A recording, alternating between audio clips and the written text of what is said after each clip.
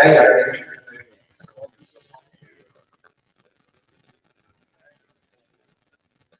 Hey, one more try. Welcome everyone to another long channel. As you see, so many old faces. Really appreciate you coming. We have quite a panel today from all over the world. And so the way to the goal is to introduce each and everybody on the panel. Some of them you know, some of them you're going to get to know today. And then all of that, talk about Carolina. We will ask each and everybody on the panel a question or two, and we have things on. And then everybody have a special presentation for somebody. And all of that, you guys can ask anyone on the panel any question you want. Okay, so ready to go? All right. Okay, so let's go to the introduction. Kelly? Okay, hi guys. So the first person that I would like to introduce is Martin Gordon, who has worked with many supplement brands, including Apollon. Please welcome Daniel Pierce.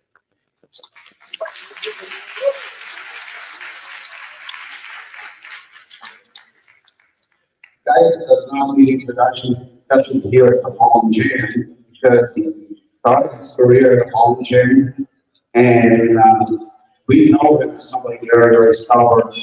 He was trying to become a pro bodybuilder for many, many years. Despite everybody laughing at him, poking fun at him, not believing in him, he finally got what he wanted, and we want to congratulate Gary Turner on becoming American.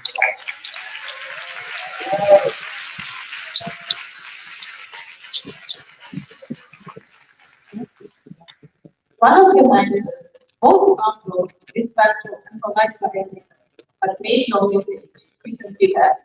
Please welcome Apollon and pro fighter Eric Rowan.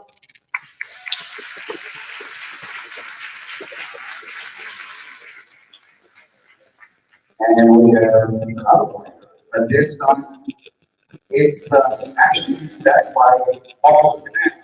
Last year, he made one of the tools. He is a very well respected world champion from many different organizations all over the United States. One of the United States best point fighters, Justin Garcia.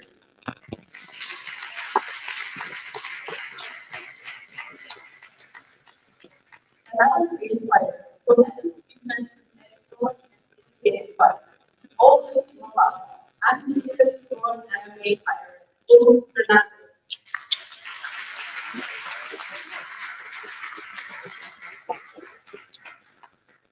I actually messed up the comment on how many Jackson have because we used to go together every year because we always together. That's what they call brothers, really brothers. From the United Kingdom, very, very popular, well-known huge channel called Aaron Brady and Greg Jarvis.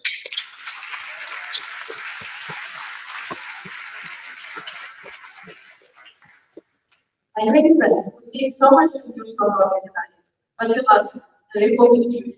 Please welcome IMD First Station, Brian Collector.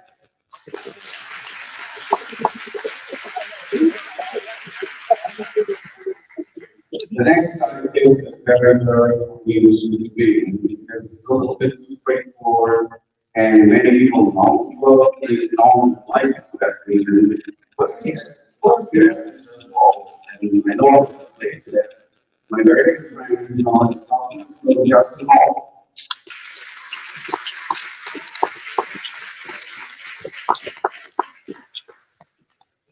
My friend, my business partner, one of the closest people in my life, former NBC bodybuilder and figure champion, NBC cash, and also a formulator of Apollon Nutrition Health Line. Please welcome Marina.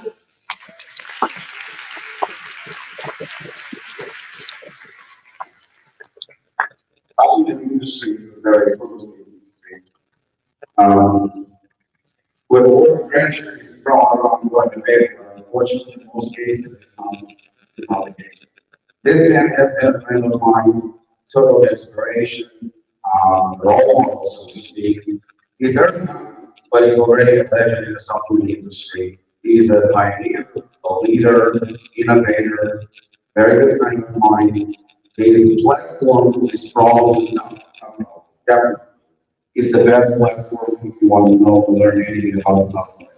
Please welcome CEO of Stack, Chase Bank.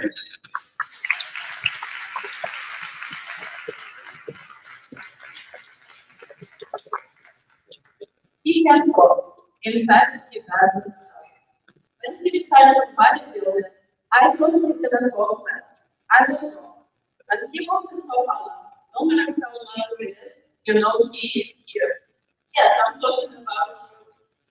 But despite all the noise, despite the song, he has even bigger part. And I know that he's over there for his friends. Please welcome. I really proud. Kindness to him.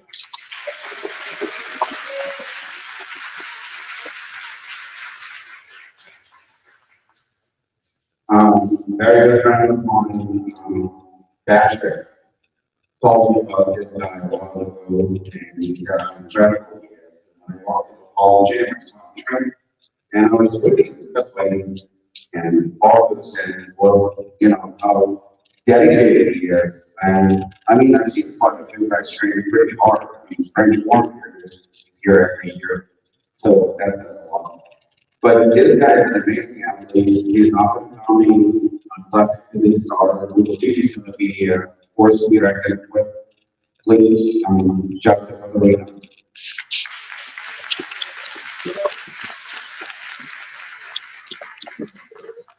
One of the best classes is the competitors. He comes all the way from Ukraine. Please welcome. I will draw Kirill Kudarev.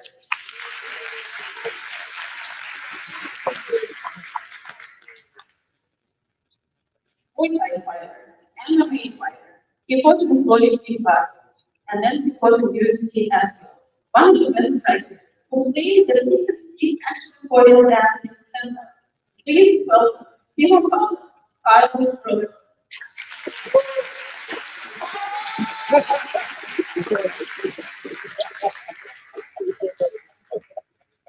He's a bodybuilding legend and somebody who's known to have some of the best arms in bodybuilding history. But even after retiring, for some reason, he doesn't stop making use. You all see these podcasts. You all became get enough of him. From Australia, Lee Priest.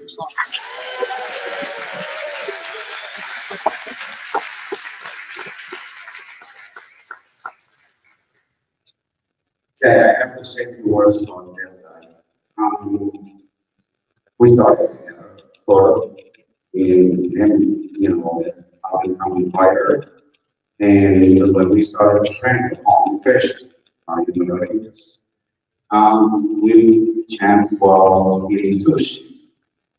And he's the only one, this family, the only one who's been to each and every Apollo seminar. In fact, the first one we had right here on this platform, when the gym was open to the public, everybody was training. We had a couple of pros, maybe 4 or 5. And I think we had like 5 or 10 people in the audience. He doesn't live in New Jersey anymore, he lives in Indiana. But he gave me his word for the year, and that was good enough for me. He's not the only man. He's one of the best. Corey Anderson.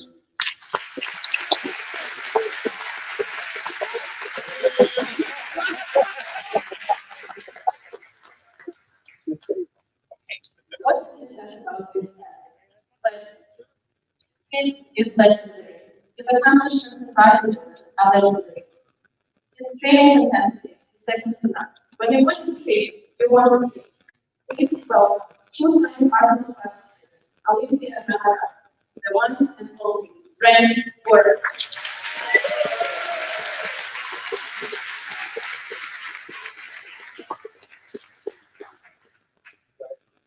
Before we get started with questions, are a couple of people in the audience that would like to acknowledge and give respect that they deserve. Some of them flew from other states, other countries. We appreciate them being here. Some of them are very accomplished. And first of all, let me introduce the honor of natural body, Steve Elders.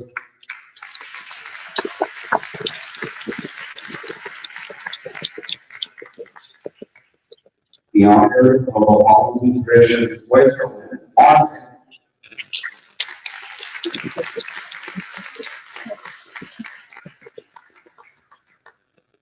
Your ventures across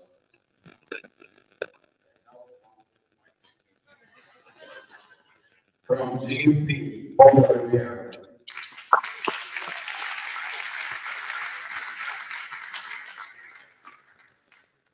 I know you all like all nutrition protein, and the guy who makes all the delicious flavors for us, Dave Marlowe.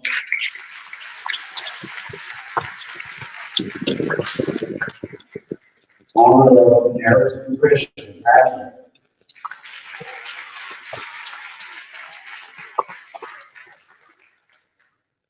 And as always, I have to give respect to the first source to ever carry products to Read Nutrition, Lindsay.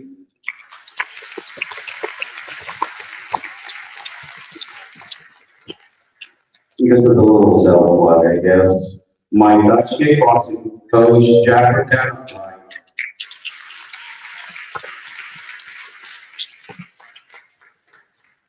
This lady can make even shit tasty protein taste good. Supplement snacks, Kristen.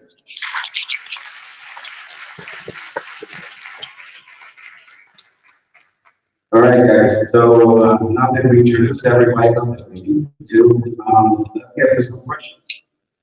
Let's see if it works first.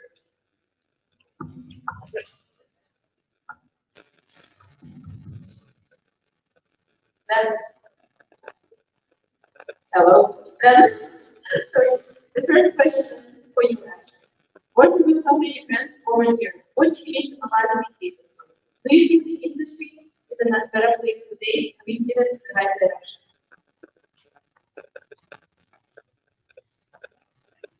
Yeah, I mean, over the years, when I got into the industry, there was, I guess, a lot of studying. That's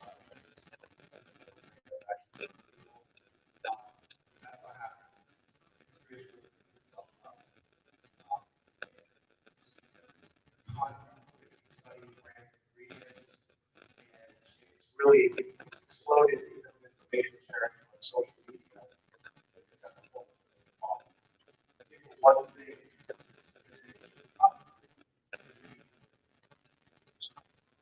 so brands are innovating, people have to be engaged. Brands are powerful. That's something that really, I would say, quite a bit. So, one not have it. A lot of people do. Brands are really striving with it. There's a lot of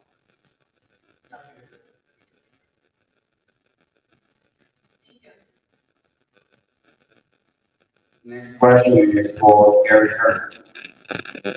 Gary, you were trying to become a pro bodybuilder for many years. You had your chances, but you were stubborn and you were persistent and you believed in yourself when not many people did. And you finally achieved your goal, but a lot of people wouldn't know, and I know people talk about this. Immediately after receiving your goal, you retired from bodybuilding. Is it still retired? And if yes, how do you explain it?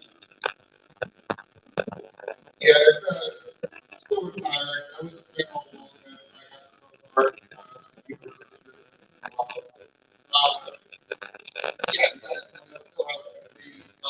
The reason why is I said that that's the ceiling for me when that's what I expect to be. I don't hold this time. The kind of stuff with patients that went in over the years, we had years, everything, is every month. So where would I go from that point? Then you decide to put myself in earlier, running a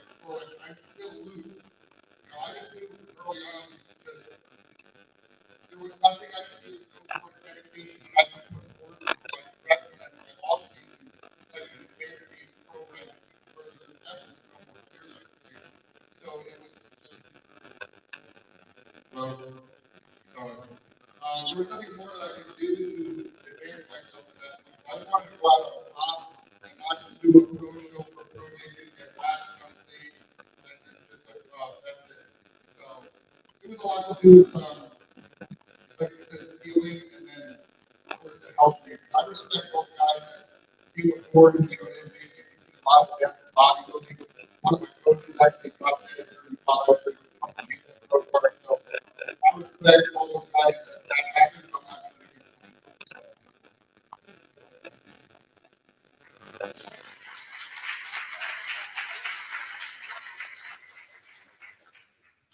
Eric, next question is for you. So this is Apollon, you and I talked about this. You were very open. You're someone that didn't change your social media. I don't know how much you're going to share, but being professional life. How did you overcome your challenges and what advice would you give to the growth? That's a good question. I think I really found myself.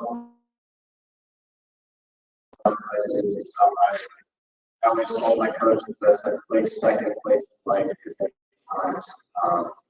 And after I got out of the ring where I was like, I'm going to chase this dream another day, something that I got myself surrounded by a great team, great coaches. We were talking about Carl, such a good striker. He's been showing me a lot of things recently. So, yeah.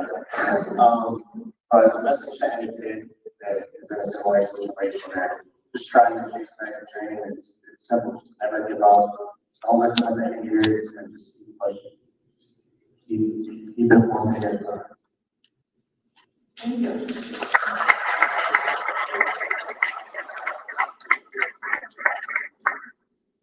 Justin, this question is for you. You've been fighting for many years. You kind of all. But you still, like Gary became a bodybuilder, and he made a decision that, he didn't, that level anymore. And most Justin, but he made a decision that this is right now. You still continue to fight at a high level, and I'm very curious.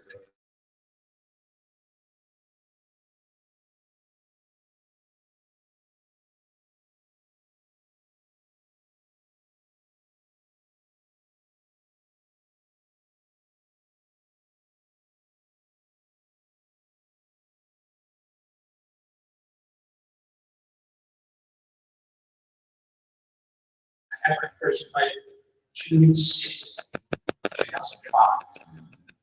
So it's been way too long. But I always said that, like when I first started, I didn't know how far I'd be. And it wasn't always I fights around. So it was like kind of like, right? It was like, didn't know I had attitude, a bunch of other fights, factors that were kind of similar, like, big, I didn't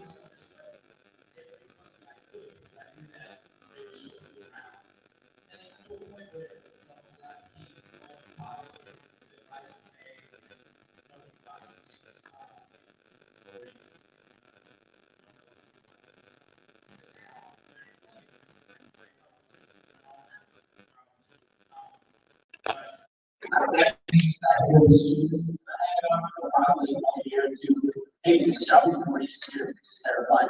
I still get, I get to take the shit out of kids all the time. You know what I mean? Like I used to point real who's punching me in the face, which is fun.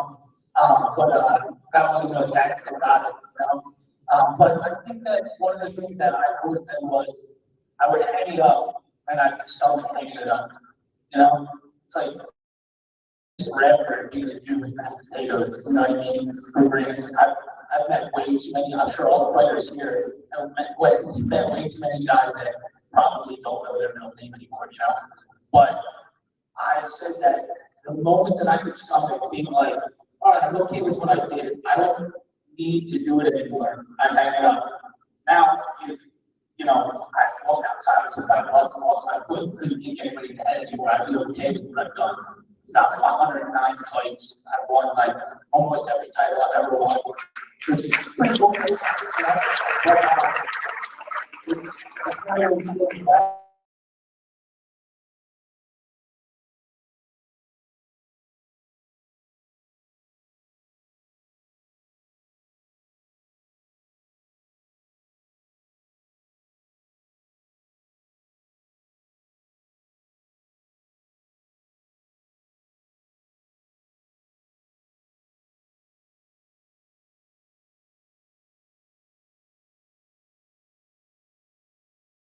job would be. Mine was, I had to ask nowhere in German to be a professional fighter.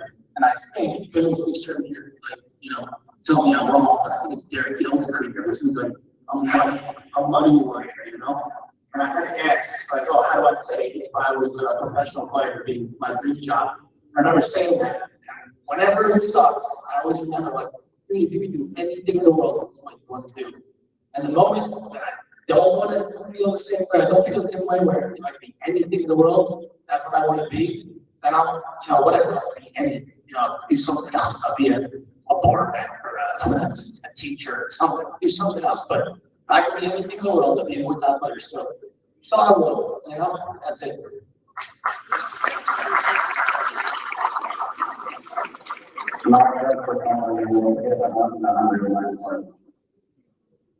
So, next question is for you.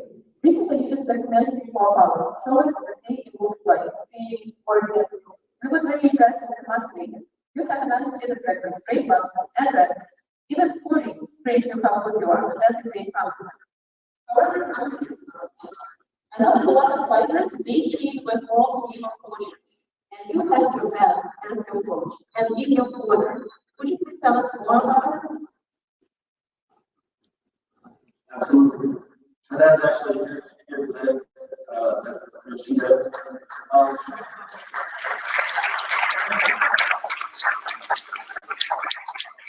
Yeah, so my situation now, I'm trying to roll as a year long. When it comes to coaches, my dad was there every step of the way. And I'm blessed for that, fortunate for that. It's cool to have that dynamic. People have a lot of this good manager. And he just really helps me with the ins and outs of these people comfortable in situations. And it's not normal for players to have that attack, and that's why I'm super fortunate. I know that I'm going to fight. I'm going to share a room with him. Yes, exactly. Mask, so I got to keep a little later and nothing but it's nice to have him there. It's really cool to be able to bounce ideas off it and just feel comfortable with like check off everything, training, going over different techniques and game plans and stuff. We're always watching fights and films, so it's just one of those things that I'm super fortunate. It definitely gives me a different, I feel like preparation than other people. They don't with their coaches on a daily basis. After hours, I get to see my dad all the time. And then when we're not training, we're still talking about stuff that revolves around training. So it's like it's a 24-hour thing now. It's cool.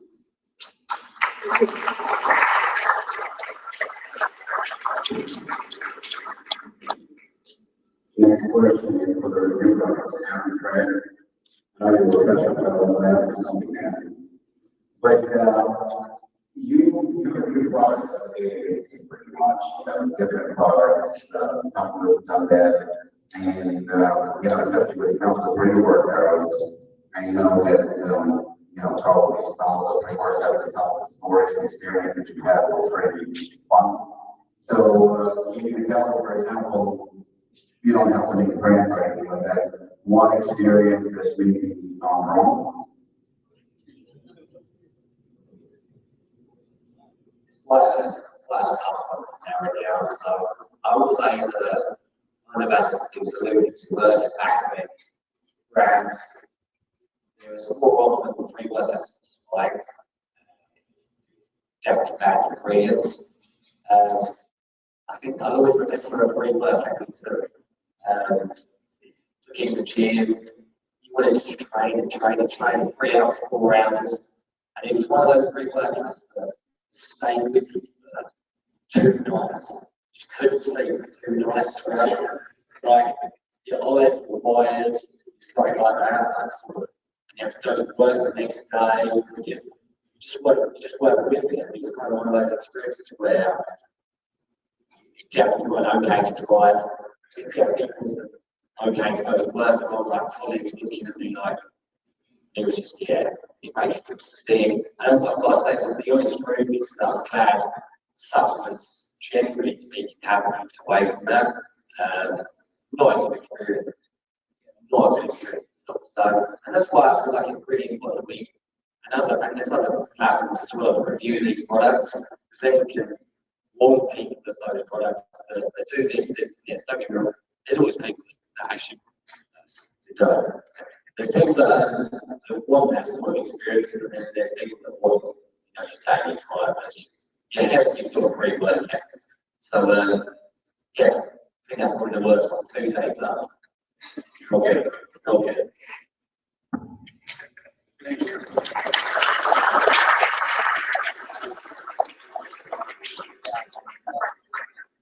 Right. As you mentioned before, there is a very somewhat easier road to control. Then I agree here as a road is not like any proposition in the and all of a sudden the here. Is it any somewhere? Are you trying to put together something? For a very short time, I was in final awareness day where we all know we have a place for potentially get kind of when we keep going, those top guys, it seemed like I would have to do more than what I would personally want to do to get to that level. So we're going to go, maybe try and do a couple of proceeds to see how my response. But now with this year, they're actually adding way out. I should see the content for me.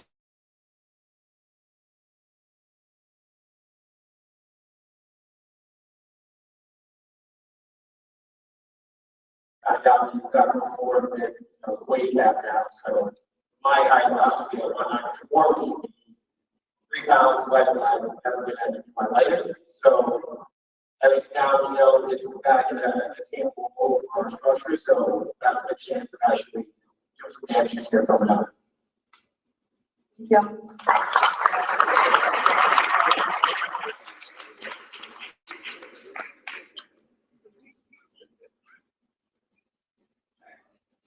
Justin. Question to you. Being more of a coach and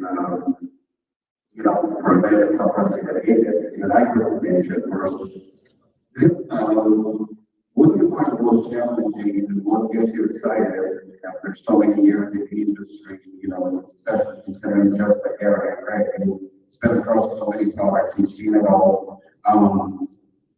And also, what advice would you give to somebody, because I know new parents are coming to you constantly for advice, what advice would you give them as to how to get going in today's training? Here's a question. Well, the first part is you said about what motivates you. So, for people that don't know, I got dedicated to supplement education because I'm still a customer, a supplement customer. I was looking, my favorite part about supplements and works nowadays is everyone's trying to improve their life in some kind of way, right? And you're looking for, an edge or, whether it's the gym or whether it's having more energy to help kids or looking for something to help them out. And for the longest time, I couldn't find answers. You're being lied to, you're being marketing, you're spending money because the stuff is so complicated, so crazy. I didn't know when I was younger about, guys like these guys that are doing reviews, helping people out.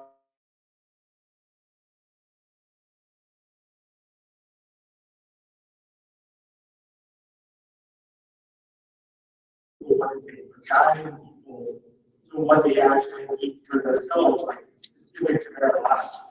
So like, the thing that motivates me is just how excited people are still when it comes to the end of the day, they're looking for just some way to improve an aspect of their life.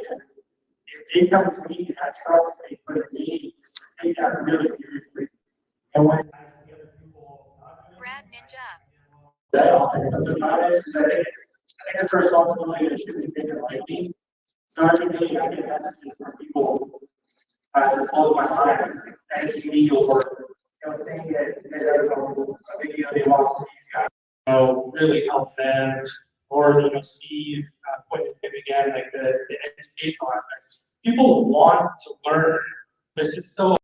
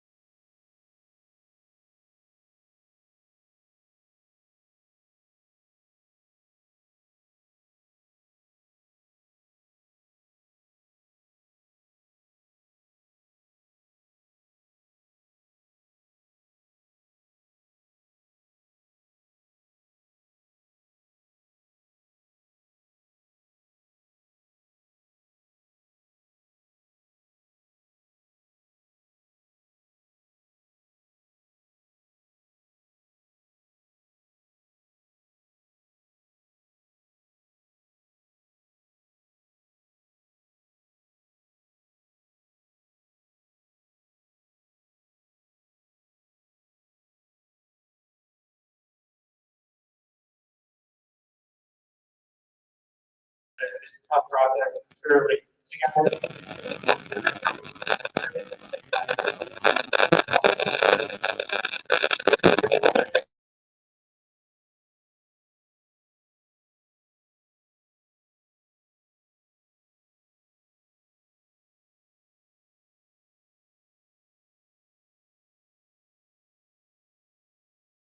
Course, it's a day on a path.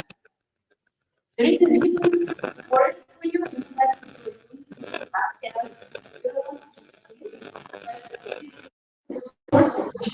do it. And the second question, we know this strategy of you guys shows, you also have your own business. You have so many accounts. Which one of those are you most proud of? Well, I was definitely forced to be here today. To be honest, there's always to do behind the scenes. But a lot of my game involved, so I hope I answered the question. And my second part of the question, I'm here is a different age of team. I had my share of difficulties in life that I had to overcame, and I struggled. But I still pursued my dreams and goals with great determination. Today, like you said, I have a professional degree. I have my pharmacy that I'm running for the last couple of years. I'm licensed in 3 states. I did compete in bodybuilding and bigger. I did judge the shows, but nevertheless, probably that moment in life when I became a mom,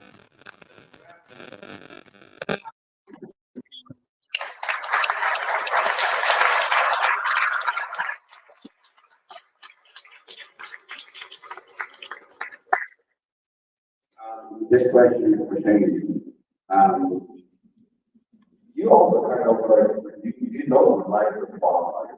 You always very quiet, you always very reserved, despite the fact that your platform is known all over the world, and by far the most respected, most recognized platform in some of the industry. And people do pay attention to what you have to say. You're known as somebody who is extremely honest, a humble man, and I'm going to ask you something that I know you're going to hear me a straight answer, which is something that you and I discussed, and probably Dan also understands this more than anyone. Apollon, probably Patrick, we see a lot of brands popping up, pretty much on a daily basis. And what you and I talked about is the fact that sometimes the brand will come and explode and be extremely popular and trendy and everybody wants it. And then, instead of staying true to their core and what made them popular, they make this U-turn. And trust if you know about what I'm talking about, because this probably happens a lot. And you see the brand kind of does something the opposite of what made it popular in the first place, and they kind of fall off and lose the popularity. What do you think the reason for the fact that brands practice this?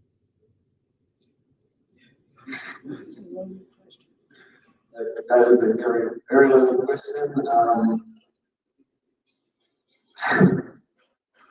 My guess is that when I spoke to you about this certain topic, you were saying that you stay true to yourself. Like you sold supplements based on formula, you sold them to be effective, you sold them to be at a certain standard, and your fans are knowing me for this. That's why you do so well. And not everyone continues to do that. You very clearly are continuing to do that. You haven't changed for as long as I've known you. Some brands, I think, they want more. Like a lot of people want more, whether it's more money, more success, bigger reach. And if you see brands like, I'm going to use an example of Cellular, they sold supplements for a lot of categories, and at one point they switched to focusing on C4. And that worked tremendously well for them. But not everybody who makes those switches does as well as they do. And I think that, they either stick with what they do and are happy with who they are, or they try and do something greater and reach more people, which is also always making greater, but they try and go for the bigger fish. And you can't blame them for that because that leads to innovation as well, but it also can lead to big rises and then big falls and complete misses and shitholes there.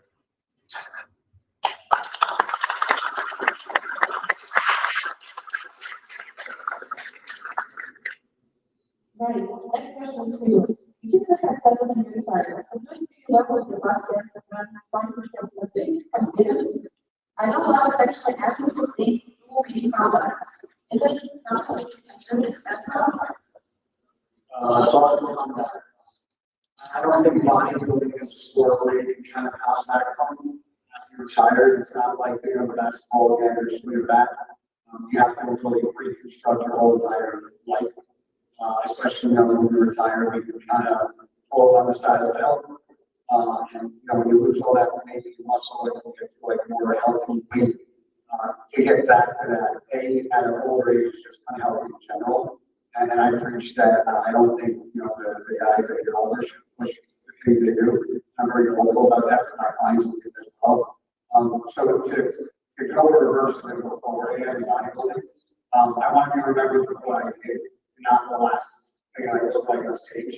So not that I went out to the top, but I didn't go out to the bottom.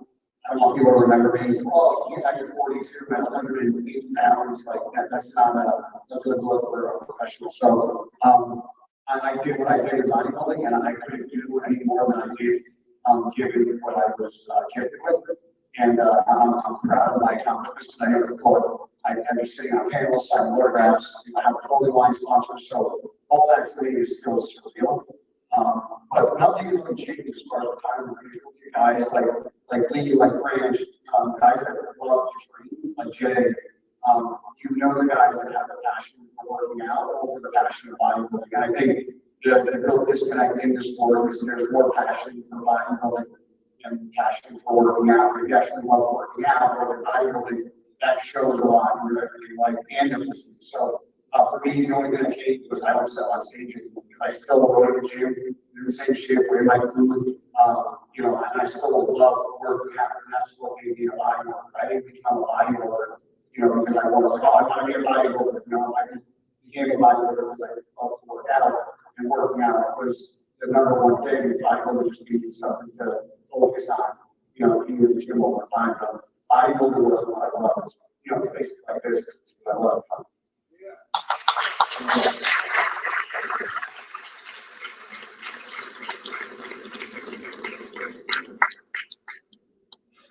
Justin, I'm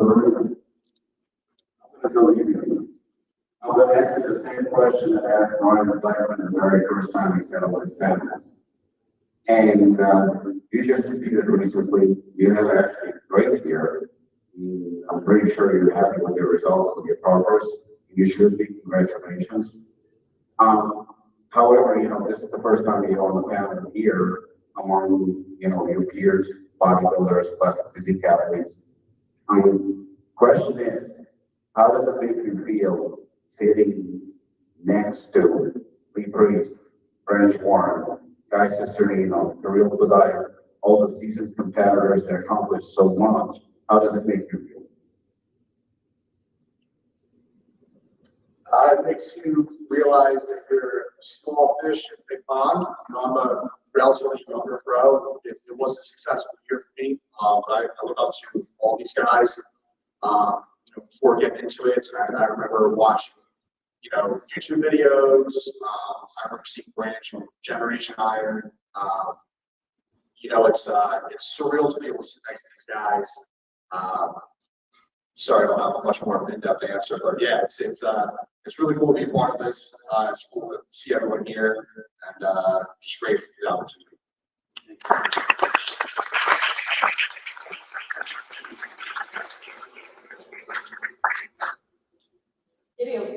First of all, welcome back to Apollon. Especially during this very difficult times, we have to have you here. It's very difficult under the circumstances to stay focused and stay ready against the best. Due to injury, we're forced to sit out for 2023. Whether you plan to get that Any translation? We good? Yes, of course. I want to say thank you. Thank you guys for your invitation. It was difficult here, but I'm really happy to be next to the biggest name in the sport industry. And thank you so much.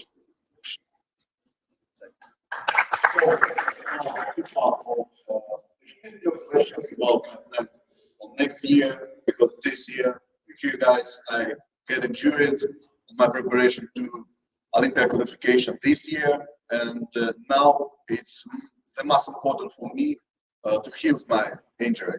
Yes, and I hope next year.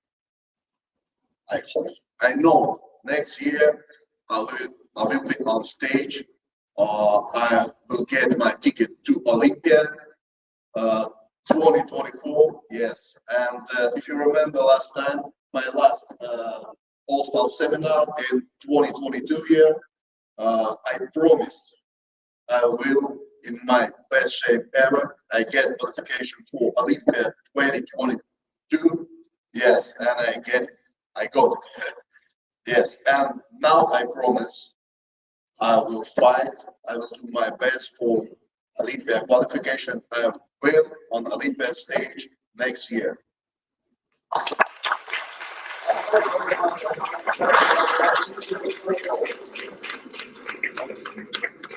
Well, thank you. I'm so impressed with you. Last time I had to translate. It doesn't need you. the next question is for you. You mentioned that you have been incredible and well experienced fighter. Another defense as a kickboxer was a transition to MMA. How challenging was the transition to you? Boxers often say that every striker is not that great. What's going to be the advantage? You're a big striker, I'm trash. Keep looking at me, but you can always say, what's hard, what's like, so you want to send me our next. We know who's here to then next time is trash because there's no technicality to it. Everybody has very common.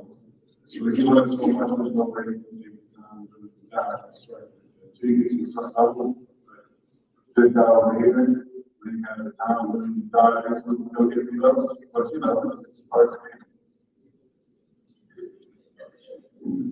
Next time, I'm going to be You're supposed to be on my side. We're in public, suddenly, all that camera. So, somebody do something. That's gonna happen. I got two teammates. They're going to jump. Someone else on the same page. What is that? I don't think it's a problem. That's one right up to the over there. He's also arrested. He's out. So. Next question.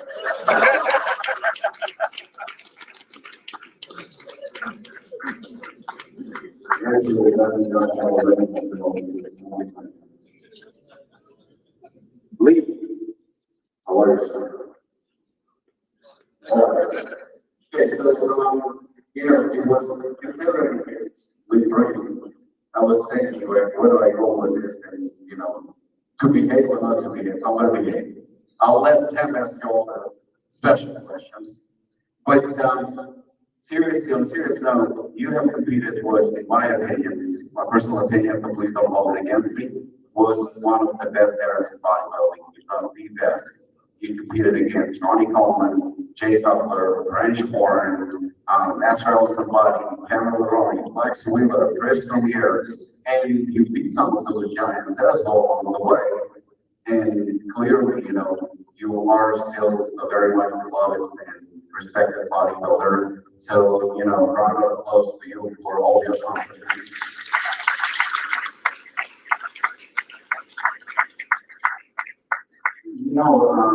Recently, we've seen there, we jumped from 212 after winning the Olympic 212, we jumped to open where he did relatively good. And, even today, people say that a lot of people have him winning 2023 Mr. Olympia, which probably not would surprise anyone. I know, probably this would be like a fantasy football, but if you had a choice today, and considering there is a 212 class and an open class, in your best age, you usually make 212, that's not a secret. I believe you competed, I think, around 200 to 220, somewhere around that, right? You fluctuated. If you had a choice today to compete, would you go against the big boys or would you choose 212?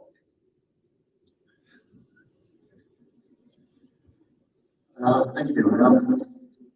There's always like the challenge, and that I'll probably go against the big boys. I'd probably give the 212 a go, but then if I was lucky enough to win it, then I'll do it straight away because, I guess actors always think you're ready to 212 just after one class. I just prefer to be in the open class, but maybe say the 8 or going up against them, and it's always fun putting shit on Chris Cormier and them because when I first beat him, it was 260, I weighed 199 pounds and stuff like that. And, always get Ronnie Coleman, get upset, saying biggest disappointment or think he never got over was me beating him and stuff like that. So I just have more fun in the open and stuff like that. So today, if I was still competing, I'd probably still compete in the open class because it just gave me more of a challenge competing against stuff like that. So I probably wouldn't do it. I probably do it once, but then just stay in the open class.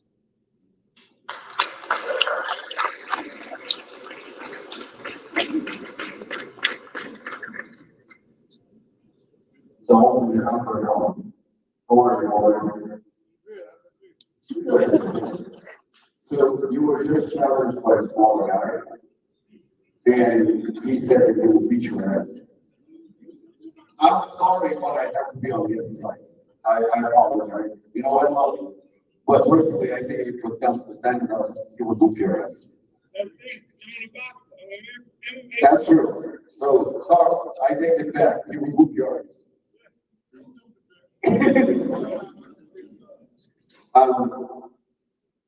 You know how much respect I have for you. Everybody who knows you, they have all most respect for you, your teammates, everybody. And you want the ultimate fighter when nobody believed you.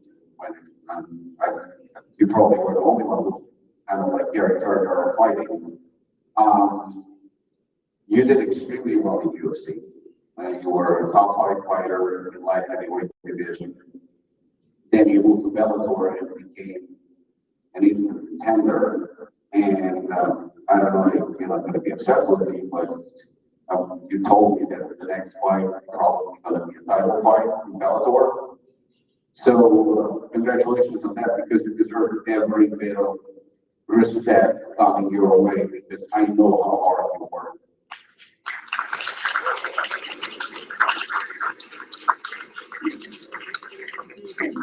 I know you're also not afraid of any competition and you always welcome the challenge. And I've seen your post and I almost wanted to kill you. Will you challenge the current heavyweight champion, even though you beat his ass already? You wanted to jump in and ruin our all-star seminar by not showing up. I wanted to call you like, this is more important than the heavyweight title. But I know if you have that opportunity, I know you title. There is zero doubt in my mind. I'm not saying it just at the time. I know how hard you work. Well, some people take some time off. You're a machine, 24/7. Saying that, there are a lot of good fighters in both UFC and Bellator. ONE FC has amazing talent as well. Forget about the titles. Is there a dream matchup that you would like to personally challenge yourself, regardless of the belt? Is there anyone that you would want to fight? I think I know the name, but is there somebody that you always believe in your heart that you would be able to beat and you will see it as an ultimate challenge for yourself? No longer. That's the easiest fighter. It is. Everyone like that. Yes. But one guy like, yeah, I want to fight. Really want to fight. I think I hope to have him like John Young. I want everybody to say it's the greatest of all time. I know 100%. Like I work hard at this. Very good. Like, yes, he's very. It's not listening hard to deal with. It's so long, so smart, so athletic. But I know he doesn't have the heart that I have. I guess I'm having a lot. When I get in there when time to show up, I got the right mindset. Like I'm pretty much stop thinking out, stop pressure, just tired. So that's the thing. Even if you are being make it unexpected, make you tired. Once you get tired, all my work.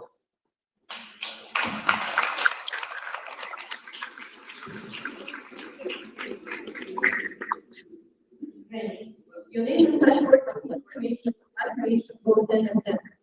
You think great density is part of the mastery so many people will say. Even your aspirational goals are inspired. But my question is, what must be bench worth?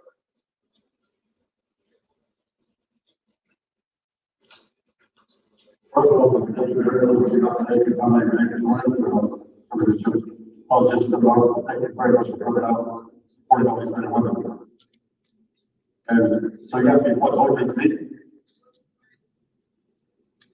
Pretty simple. I want to be the best. I want to be Mr. Olympian. That's what motivates me. I don't think any great pro athlete came from a rich family, right? So if you're a rich parents, you have a plenty of beautiful background, and especially a fighter. I mean, MMA fighter is playing a sport in the world, and you don't choose to be a fighter. You came from a rich family.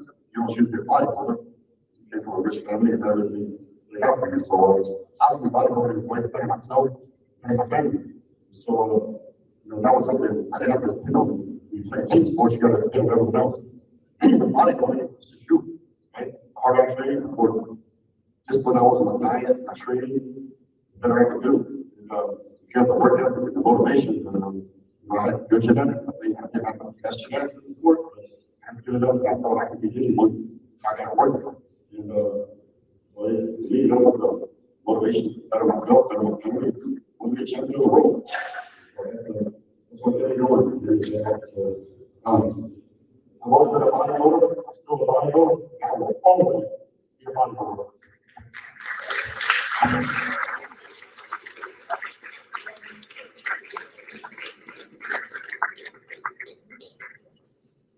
Hey guys, so that basically concludes all the questions for everybody on the panel.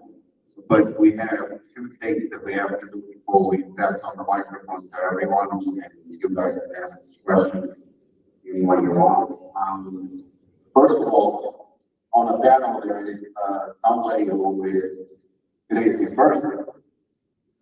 Aaron. Happy birthday.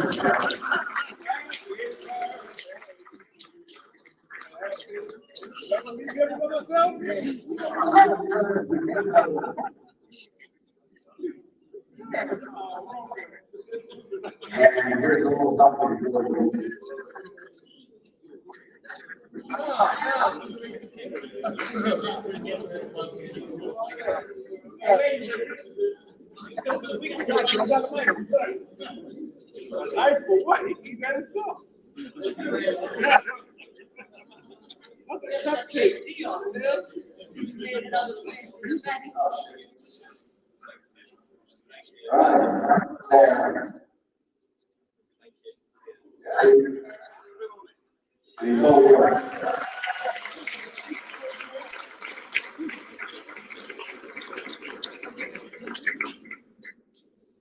Thank you.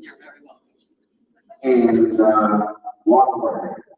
So every year we get to honor somebody with something special. Last year it was Guy Serino. You see on the wall now. You know, we can't miss him because he's always here now. But Guy is somebody who's been a friend of home here for ever since I know him. I think what he's done for the church.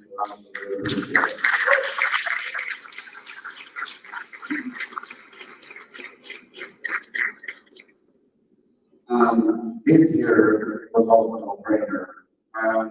As many of you, all of you, heard, I mentioned before, somebody of this family has been to each and every seminar. He's a very good friend of mine.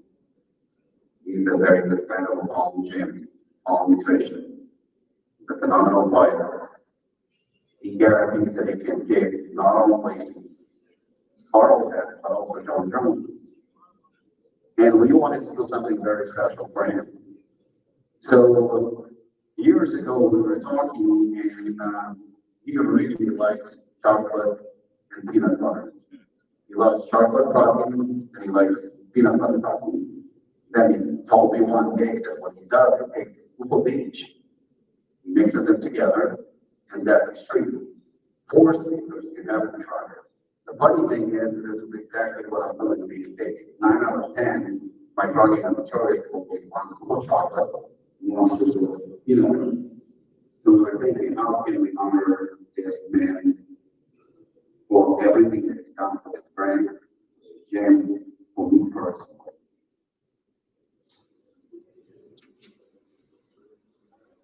So Corey Anderson, we present you with your own protein, with you on the cover and on the label.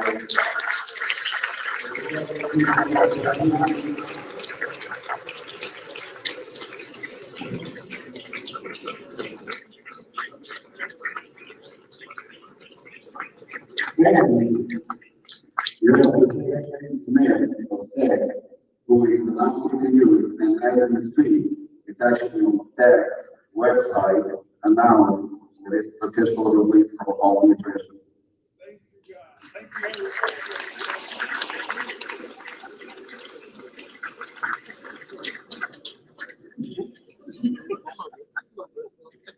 I thought you were.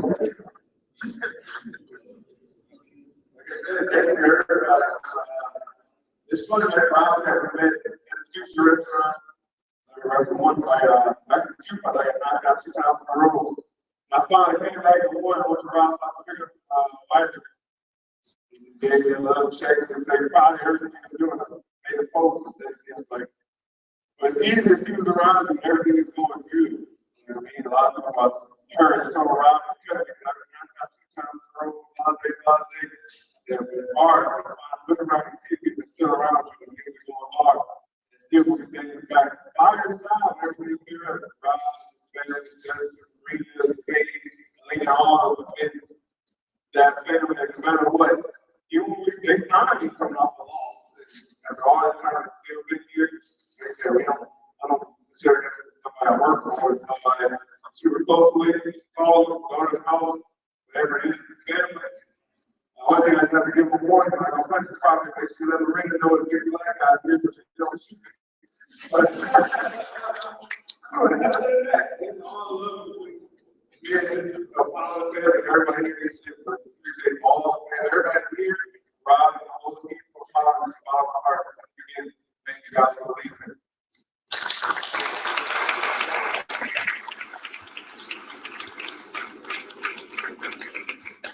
Okay, so this includes that motion and checks for you, mostly have questions for these guys or whoever. So who's gonna go first? Wow.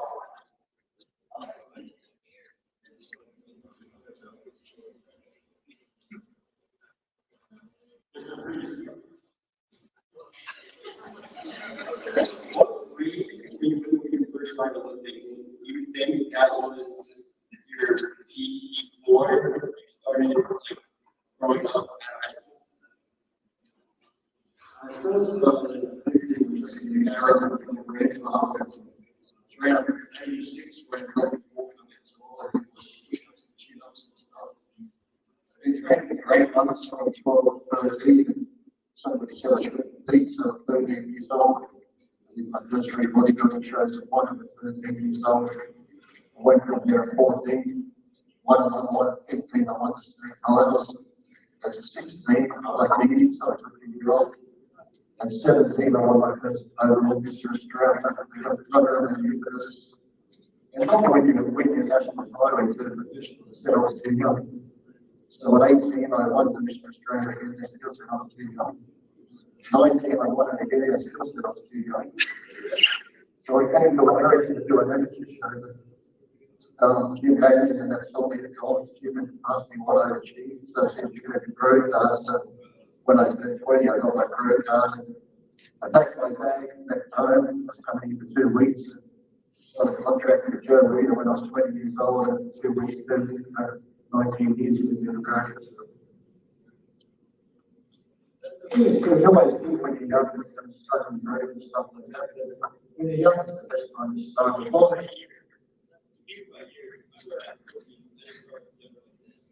It's good, doesn't it? You know, make the feet training. It's not great, that's the line. As long as you use good form and train correctly, it's not going to stunt your growth. It's not going to, not the force in my team. So. And then when I was 17, my mother, she's my niece, she wanted to eat. She was always looking at the weight, she comes in my day and said, if I could get in shape, we could be bringing on my, yeah, I'm sure we can get in shape, I'll do it. 8 months later, she got in shape, I'm like, I got to stage with my mom, and I had to. But we were first started something in the world, together. And then she went for another couple of years to do, but then I always said she was a smart one, and she retired, and I kept going.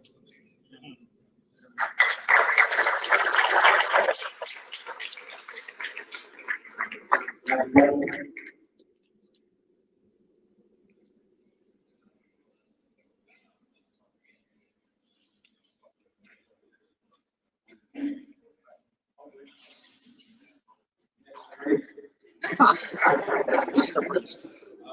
question for you is, I'm 18 and I want to be a professional bodybuilder when I get my pro card.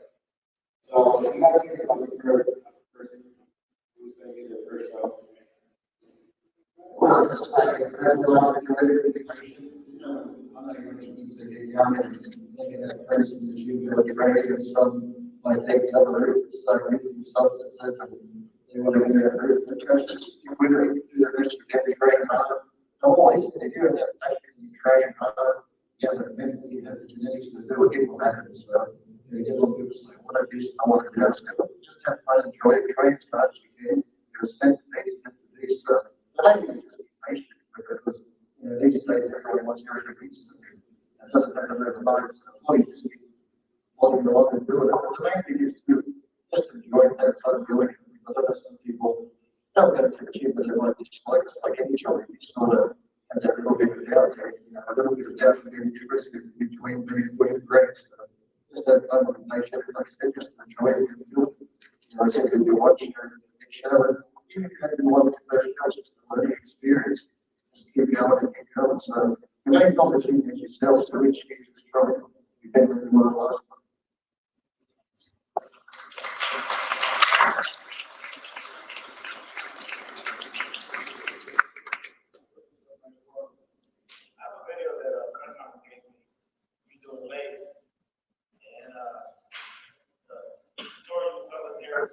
How many repetitions that you guys have to start doing and doing and doing, and you're not one to lose. went to the end, we beat everybody. So, like development, I have a video on be great. My question is, the hamstring, how to develop a hamstring to equal the balance of funds? You say, let's go take a out. All of what kind of hamstrings do you do? How your hamstrings? So I think so. I would treat hamstrings first, and I would put just as much effort into my hands and all the way to the claws. Here we go. You start to get objective. Look at yourself. If you can't do that, you need somebody in your corner. Look at you and say, hey, look, hamstrings are weak. Just bring this up. You need to do your leg throws, just like that, your lunges, things like that, and bring it up. Because you got to train those that are weak. They're probably it's not genetically you're not getting there usually. So that's what I think it's to both even more so.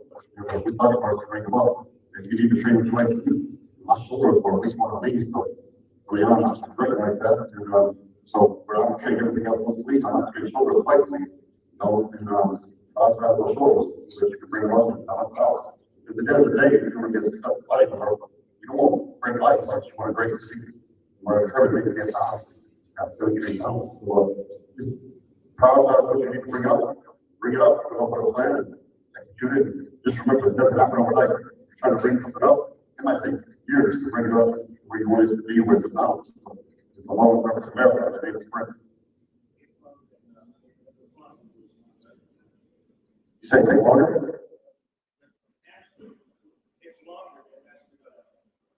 I don't think so. I don't think so. I think it's I think it's just typical individual. You know, like I said, if you're genetic, you got weak hamstrings, but that take a little bit longer. So you got to great flies, but they'll come up. Just keep running. And the most important thing is nutrition.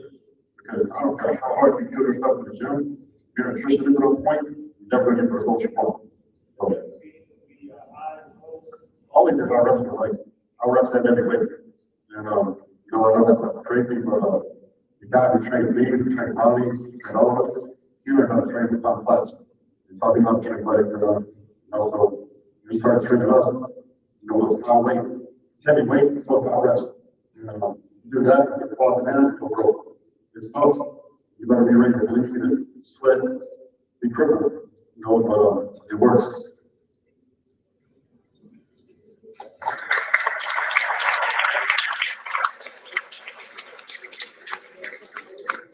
So, for the Rams, so I recently competed in New York in class 15, and one of the things people don't realize,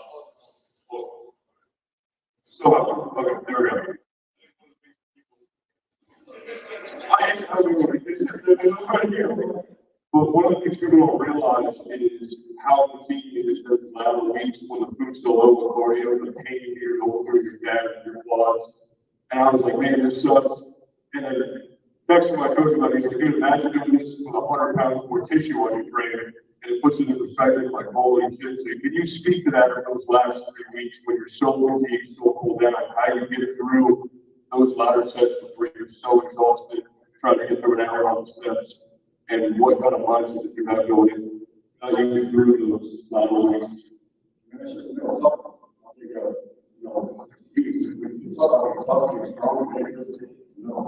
Your body, way more, I was person that we have to body like to take, what they have to do. You know, so I think, you know, he's my messaging, right, stuff to that. You know, those up. What is up? So, you know, the last 2 weeks, man, it's up. I mean, low calories, usually, low body fat. So if your body doesn't have carbs, it's already run body fat, right? At that point, your body fat's gone. You got no energy, man. So you get up early in the morning, I get up at 3:45 in the morning to do my cardio. I will cut my cardio out, I get my breakfast, I get to work all day, I go train, I do more cardio, I pose, I do all this stuff going on. That lasts 30 days, and it stops. And so what keeps you going is what got been really tough. And my thing was, I never wanted to get beat against somebody I worked with. You know, if I lost the competition, because of some other reason. I learned when I was really young and a teenager, competing that I could beat guys who were more gifted than me. I wanted to know what they did. You know, so I learned I could train harder, I could be disciplined and dedicated, and attention to detail. I can control all the things by myself. I couldn't control who was going through the competition, how they trained, how they were trained. I was always no thought that even as a pro, so the competition, I wouldn't go like do the competition because it did not. I focused on myself, I put all my effort on myself, and that's why I figured what I did was, I really made it work. You know, I was working for workout partner. You know, I was a temporary, great bodybuilder myself, so, you know, that was like, he pushed me to be even better. I probably worked there. Every day I walk in the gym, after time I was competing against him too, on stage. So, you know, I would never be me. He beat me, he might be on stage. I have nothing but respect for Charlie. And that's one reason I think I was good as I was. Working hard, I had literally 2 years. So, that's your question. I didn't want to get work. So, no matter how bad I was hurting, how hungry I was, sleeping I was going to quit, I wasn't going to be late to workout. I wasn't going to quit. I was going to do this one lesson. I work everybody I was here.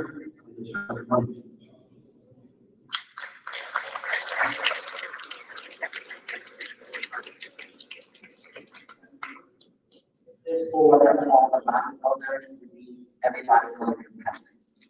As a women's competitor, I know each prep has changed depending on where I was, the show I decided to do. And a lot of people I know that are starting in bodybuilding don't seem to understand that there's no 12-week rule of weeks from getting.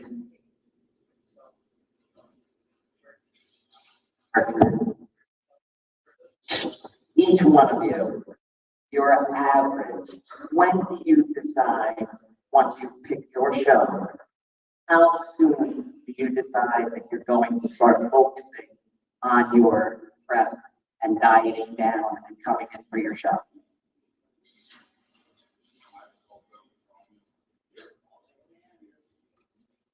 When did I decide on average to get ready for a show? The minute the last show ended. I was straight away. I was training the next day and doing cardio right at that. I maybe gave that Sunday after show reveal or the whole day, and then Monday I was back on the show.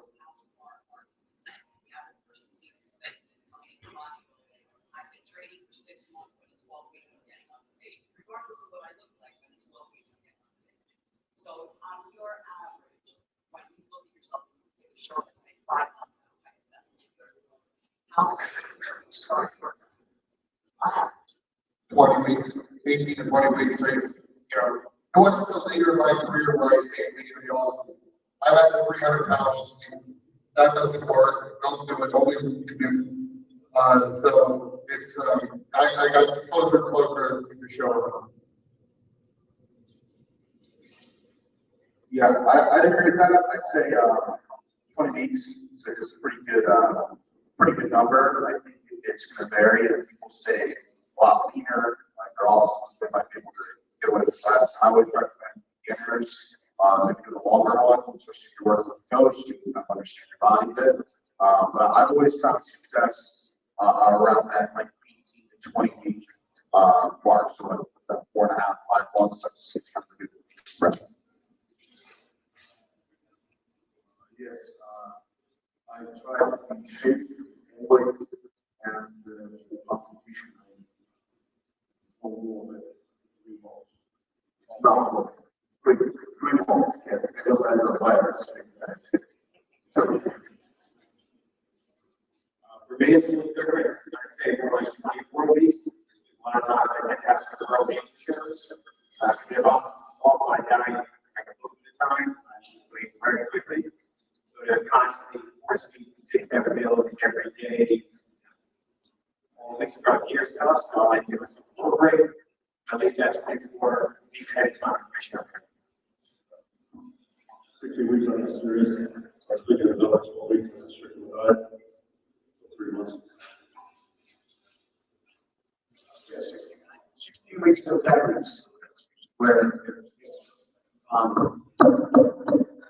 depending upon the trigger rate, what from 10 weeks to 60 weeks.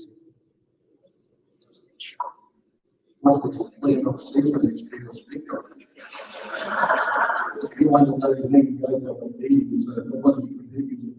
I decided whether I was, I was seeing them like 200 and I was like, I was again, I enjoyed that. I was in North 16 weeks there.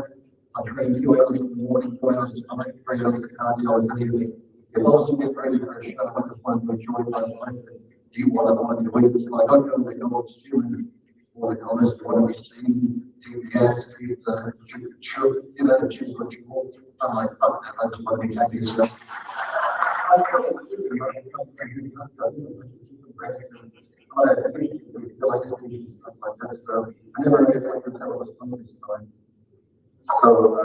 true story, I come from the airport today, and, we're in an elevator in a hotel, and, he asked me what kind of food is here around, and I said, well, I think, there's Dunkin' Donuts and shit. He had a problem of me putting shit at Dunkin' Donuts in the same sentence.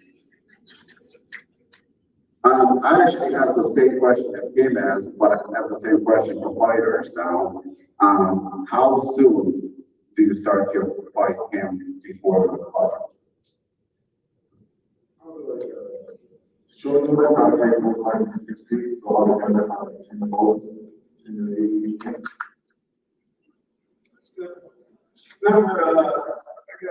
Like being safe, always training, but it's changing, you know. I can't guarantee, I like to have a second 12 weeks, this is how it's going to fight for weeks hours, I'm going to go 3 weeks hours, so. It's maybe just say you're ready to go after get ready, but if I have a home camp and try to play come from, I like 10 to 12 weeks.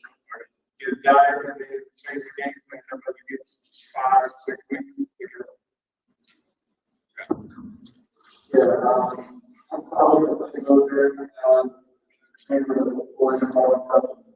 We're trying to stay ready, get ready, and I'm really motivated with that. That's awesome. I mean, I like to get ready because I like to eat, I like to live. But I say training, so ideally, I would say 10 weeks or 6 weeks, but we don't ever get that option. It's like, the short notice like the phone, so you gotta stay ready to go. Yeah, you know what I'm saying? And then in the first world, like 3 or 4 months, that's really happens. So I would say 8 to 10 weeks. But like the other guy said, we're getting maybe a weekend off last night, but I see lose way too much. Yeah, I think that a huge thing with playing this like that people they compete and then they disappear. They like retired girlfriend eyes and they back doing everything they do other than training. And it's like that's cool, you keep competition. Then like you're learning and better than you can.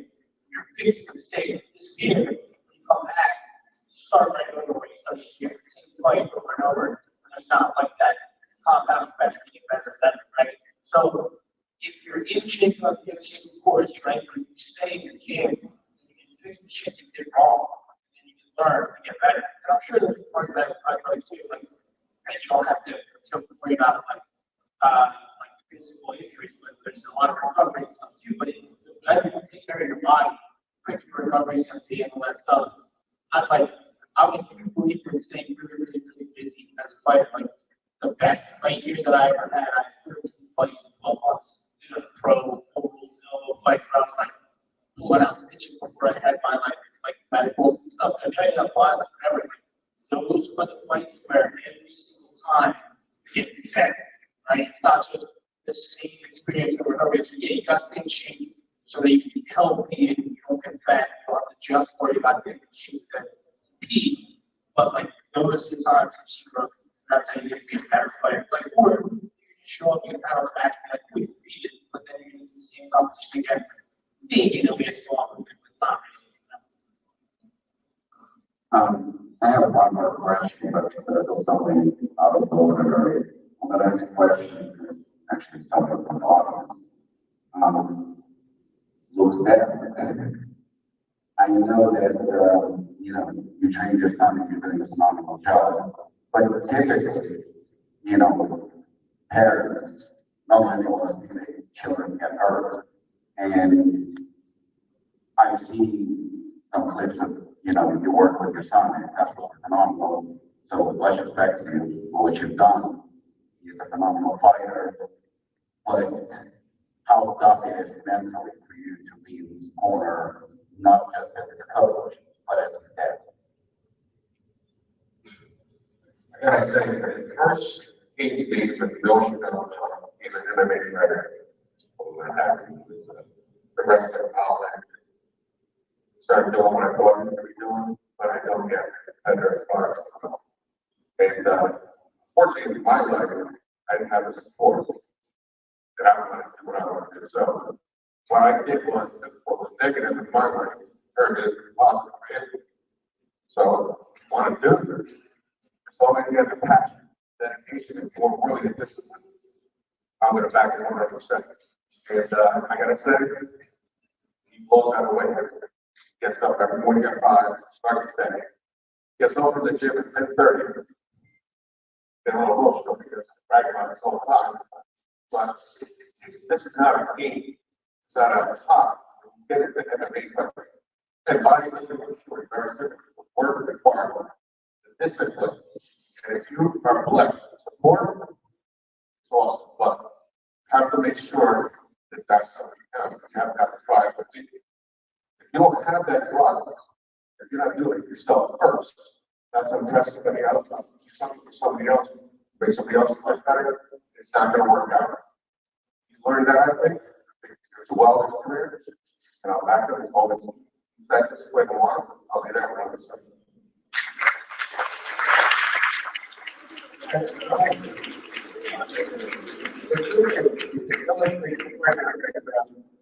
Oregon, Carl, all the guys that are there, without them, without the point, you can come with it. Guys can get on.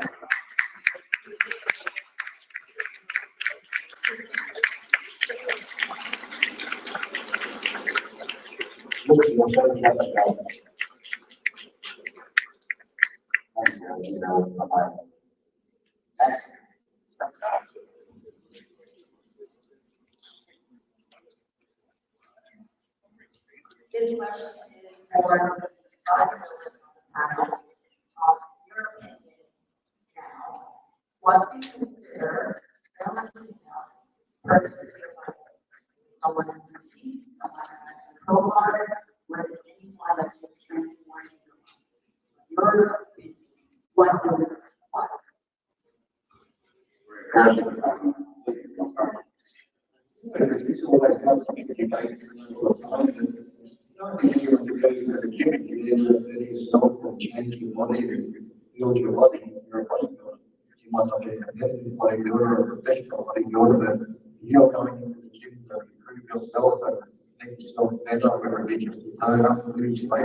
Stuff like that. Everybody doing stuff. I know that a lot of people say, you're not a bodybuilder, you don't get off stage, you're doing stuff like that. So I think everyone's a bodybuilder, if they go into the gym and want to do muscle and put that dedication of going into it, can do all that sort of thing. So yeah, sure, it's people go into the gym and just hang out and scroll through their phones. That's everybody does.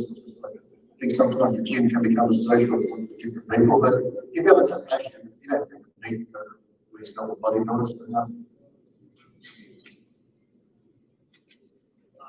That bodybuilding term is pretty loose. I can't pass like range to say the same thing, but there's a difference between being a bodybuilder who loves to work out and loves to work out, and that's why you're a bodybuilder. So I don't even consider myself a bodybuilder. I just consider myself I just love to train. I think once you try to start categorizing it, you start changing what it really is. I think the best athletes in bodybuilding are just guys that just love to fucking work out. They just love to train and they just give themselves an outlet like competing. The guys up here doing the 2 cents per once in my left, once in my right, they really don't give a shit about the stage. They give a shit about working out. I think that's parlays over to life, to bodybuilding, to the stage. So I don't think consider yourself a bodybuilder means jack shit. I think what your view on your life is and what you do in the gym will determine where that quote unquote bodybuilding journey takes you. But it all starts where we are. I don't think categorizing it means jack shit. just like, I think, I was kind of funny, I love training. Some people train because of money. There's a big difference. Some of the contemporaries I train with, they don't train anymore. So, that's your question, what's a bodybuilder? You might lose lifestyle. Because I guess everybody is money for the trends. Like, you go to the gym and train, everybody works a job, so you do it, you do cardio, your body will play something, coming up to you, there's some stage in your body will. So I would say pretty much everybody in the room is a bodybuilder, like I said. You don't take, you don't get grown, you don't compete on the amateur stage. So you've got to love to train and live the lifestyle. I think that, at least your bodybuilder. Anybody who wants to improve their body, and live the lifestyle, or does what it takes to do that, that's bodybuilding. Lifestyle.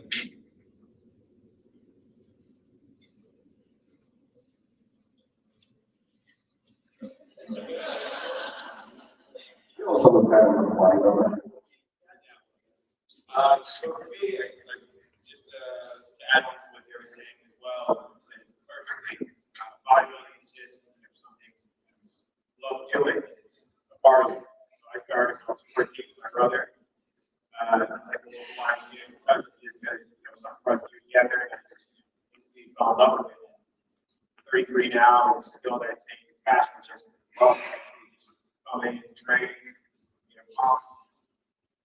feel that energy, that vibe, actually gym, mom, where you come in and see everyone working towards that same goal, just being absolute prime of what they can be within themselves, so that's also kind of thing with that competition here, where we're trying to beat each other, but it's like everyone is doing that same exact thing, it's just trying to be the absolute prime person of yourself. So that's what I really love about bodybuilding. It's not really a competition about, oh, I can make this guy, that guy. It's just literally, how can I be better than myself every day?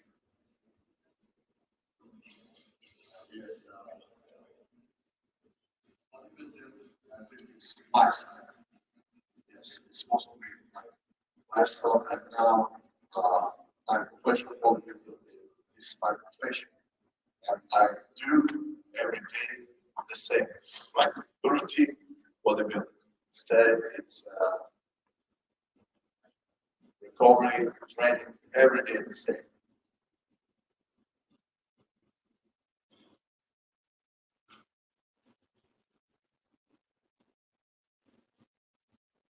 I might disagree with you, guys.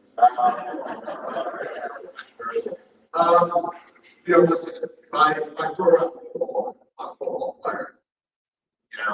I practice it, I practice my family, I'm not a football player, he's a football player. Now, what I will say, I do agree with this is a lifestyle. Bodybuilding is very blanket statement, right? I don't think just because you don't compete, it doesn't mean you're a bodybuilder, but I see a lot of people nowadays start training and dieting and stuff after a month, they claim to be a bodybuilder, like we are on the stage, right? Or on this panel. I don't necessarily agree with that. I think that there are some levels to it, and I do think that there is some type of competitive nature. Now, you can build your body, and I guess that makes you a bodybuilder if you're dieting and training and whatnot. But again, I kind of go back to that first statement. I can throw around football, I can play football with my friends, and not be a football player. It doesn't mean you're not necessarily it doesn't mean you're a bodybuilder if you like going to the gym and training and dieting. I do think that's might require a rather.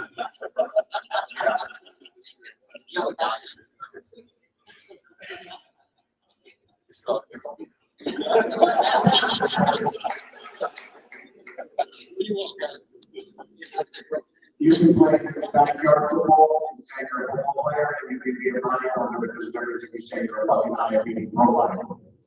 Everybody can be a bodybuilder that you're working out. There's a difference to say you're a pro bodybuilder and a bodybuilder. That's what the difference is, and that's what social media is about. I agree with that. For sure. I've seen a bunch of different ways to do it. Look at it, and I think that's a great point as well. This viewpoint of like you are a bodybuilder in a sense where you're building your body, your mind in the gym, But again, right? Like I think that get an FBC card since you're a bodybuilder is different than just again going. Like I don't know. That's just how I feel. Carefully. That's like anybody is just online and register. Yeah, so that doesn't make you a bodybuilder. Just because you got money to get shot for a car. Well, if they compete, if they are.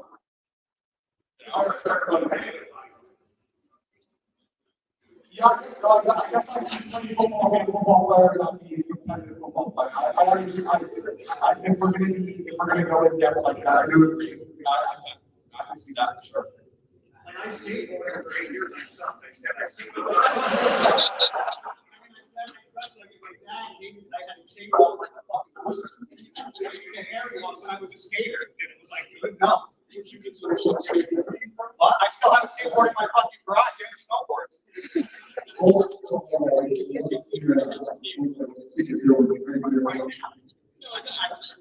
Back then, I would thought I was fucking Tony Hawk. I snowboard. I had to turn you for a few seasons before that. But I would never consider myself a snowboarder. I would say I'm snowboarding before I liked it. I'd never say I'm a snowboarder. All I know is last year, in Australia, my training coaches in Australia, doing cardio, training them enough, I can do that. Let me tell you, after a couple of rounds sparring, I was cardio unfit. So the last year, I just been doing boxing for cardio, and there's no way I'm going to sit up here and say I'm a fighter, that's for sure. Gary, set it straight, no pressure. I agree with Justin. I'm big on labels. I've always been that way, and I'm like a gatekeeper on this online with them, especially the younger generation. Like, why? Dude, those guys that go to the gym and think it's serious are gym bros. Okay, that's like the competitive bodybuilding. It's not just building your body. Like you're just playing with the words so much on that. We're all building our body, yes, but when I say I'm a bodybuilder, it means I'm an open bodybuilder. I even go as far as saying your convention physique or men's physique. You should write that in your Instagram profile. Be specific because it gives you an identity. We've already become so inclusive in this industry. I mean, Rob remembers when he went to the gym. You walked in here and said there's a bunch of bodybuilders in here. There was female bodybuilders here, men bodybuilders. I knew which ones they were. They looked a certain. Now everyone's a bodybuilder. I mean, like, I'm sorry to be old school with it, but that's where we are in society. So when I say a bodybuilder, because I compete in open body. This is for Marina. You want to many times, so you're not excluded from any of those questions that we previously asked about friends and body and so on. I don't want to just sit there filling that out now.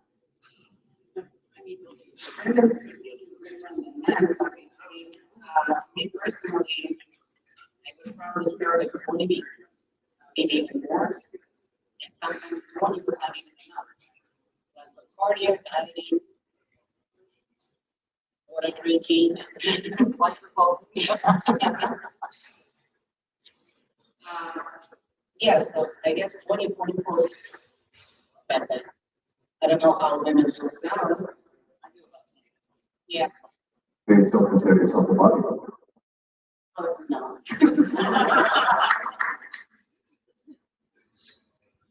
There's crazy. I think something I wanted to ask and MMA careers. Recently I watched something where at the end of October is the big fight that I'm pretty sure all fight fans know of Francis Ngannou fighting Tyson Fury in a boxing match. And something that Ngannou said about the fight when Tyson Fury said that he's a fighter. Ngannou corrected him and he said, "You're not a fighter, you're a boxer. I'm a fighter." Would you agree with that? I mean, I would just say his level of clarity, level saying I was speaking for it. Like I referred to the figure a few seconds ago, I'm one of the top MMA fighters because I'm amateur MMA fighter. As a fighter, Tyson is a superb boxer. He's really young boxer.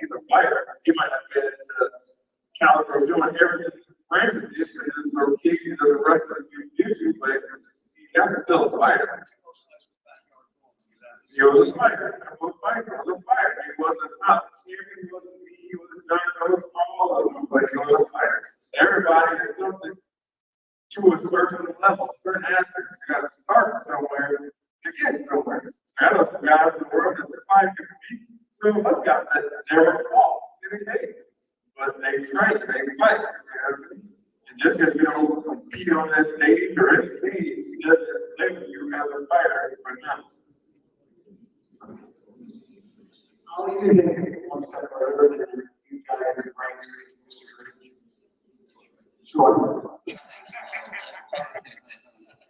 I don't think it's like to be considered a life, because to me that's almost like disrespect, because that's not, that might be what it is when you guys see it, but that's not actually what I consider myself, because that's not what I fell in love with. So to me, being just a bodybuilder is almost like slap in the face, because when I say I'm just a motherfucker that likes to work out, to me that's being a bodybuilder. So to me that's even more important. I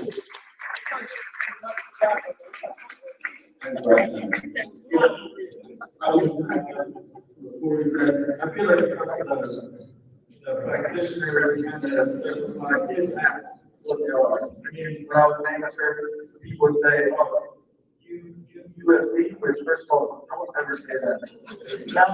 It's not what we do. It's just like asking a bodybuilder, you do gold and you do. I can't.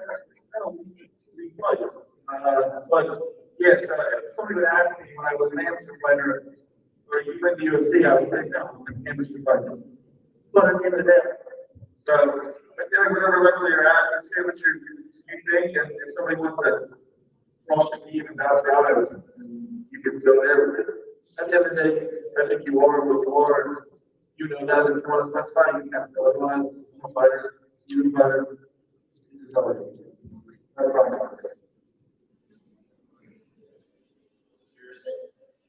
You're saying that right now. I saw that same thing. Yeah. Your thoughts. That's really tough. Because that's what a lot of people ask, you know, you're a Muay Thai guy, get on a fighter because he does the wrestling.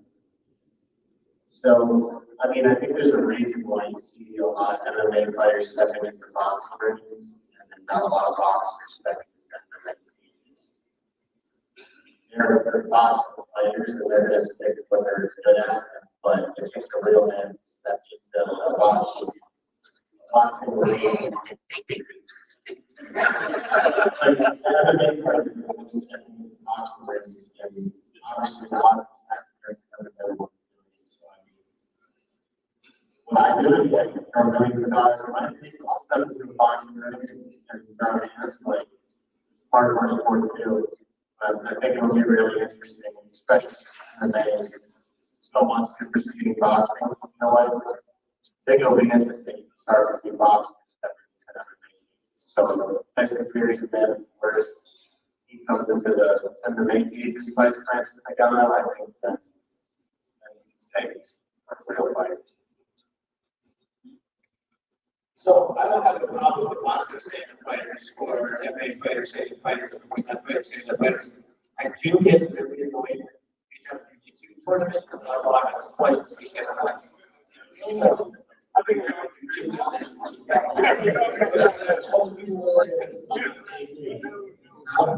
not eating get punches in the face. Right. Karate practice too. If you have a karate match, you're not able to get knocked unconscious, right? You don't have a fight and get arrested. But I do think that whole idea of the crossing over of MMA players and boxing is interesting. I love it. One time I had a fight and there was a dude that I was training with who was an MMA guy, and he was the same size as me. He was good at MMA. I don't know shit about jiu-jitsu. But they were like, oh, they need somebody for next week, whatever, and I had to fight in 3 weeks. And like, they weren't talking to me. They were like, oh, they need somebody, whatever. And like, but I'll do it.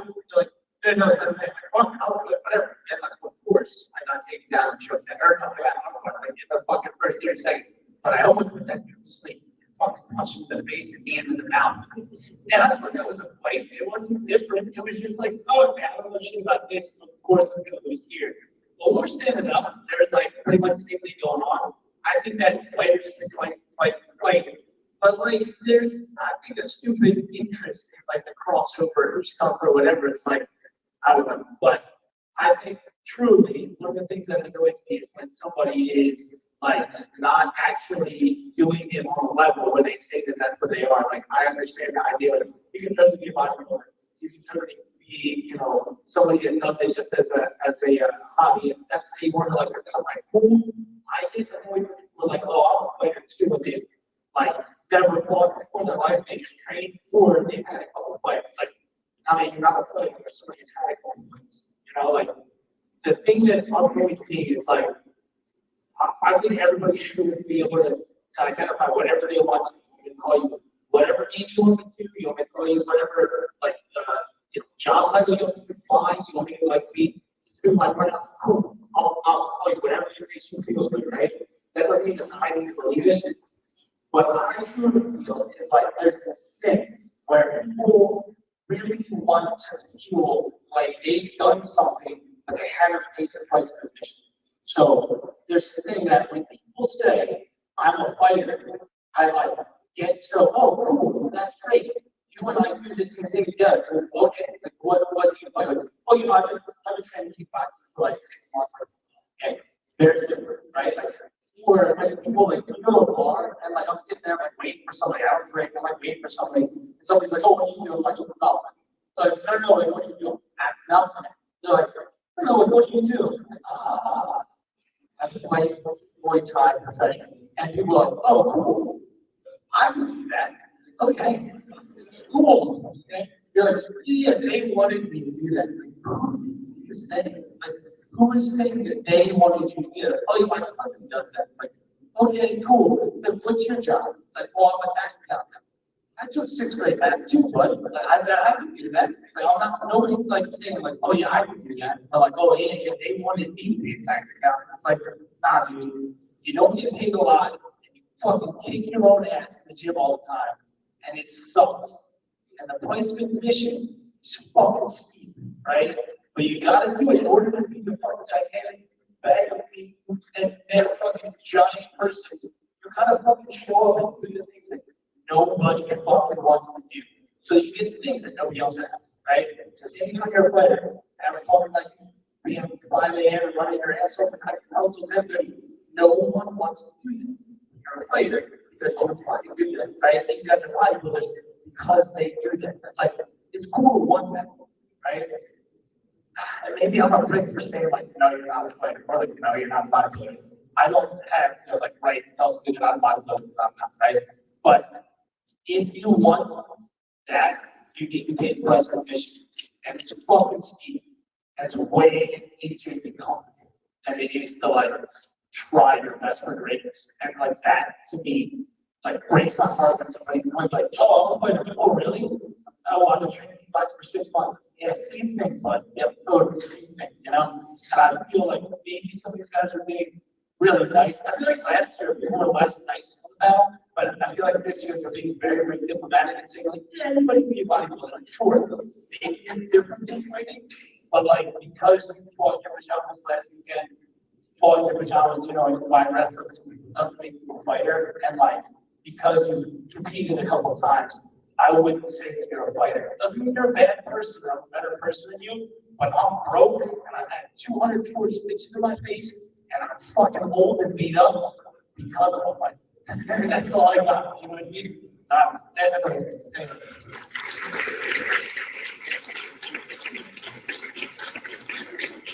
Yeah, many years ago, I remember watching Apollon, and like, kind of like Q&A with a bunch of people. I think it was Actor Studio or something, and he just received an Oscar for writing, which is one of all-time favorite movies. Somebody from the audience gets up, and he goes, Mr. Hoffman, I'm a fellow actor. He goes, oh, really? What are you doing? Oh, I started taking acting classes. That's pretty much it.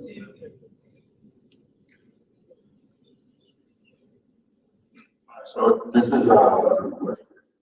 The first one's for Ryan. If you would take your top receipt, right, your best receipt for the past, and I used to do last year, so we got what you put yourself. That's just fantasy, right? And then the second question for the bodybuilders, what's your top three for this year? So,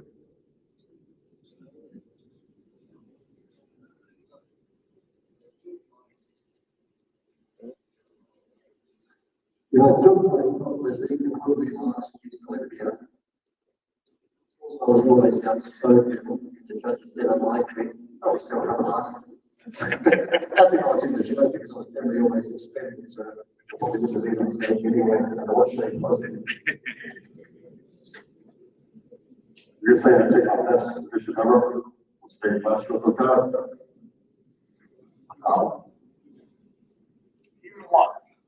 I think I would want. Yeah.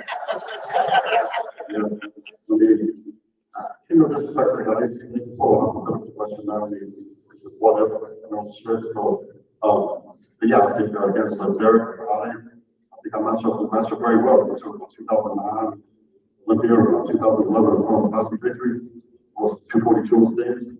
I think I would match up very, very favorably against those guys. So, no disrespect to those guys. Yeah, I think I would have won.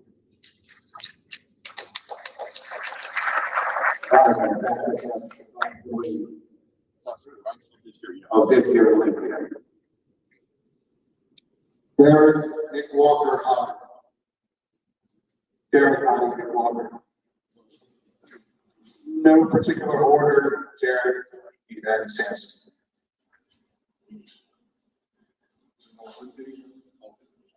I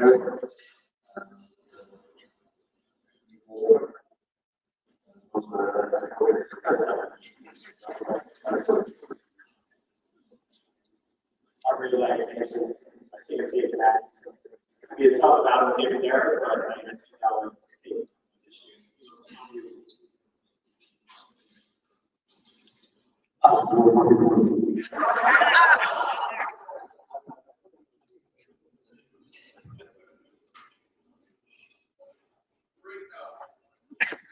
That was like all of them. Maybe Derek's thing.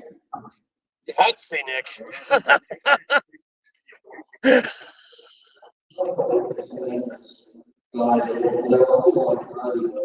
I think these other guys like Harley, sort of like Sean Ray, always doing stuff for conditioning, and he looks great, but the other guys have made improvements. I think when the judges see those improvements, they sometimes get the nod over the other guy, who knows he's fantastic.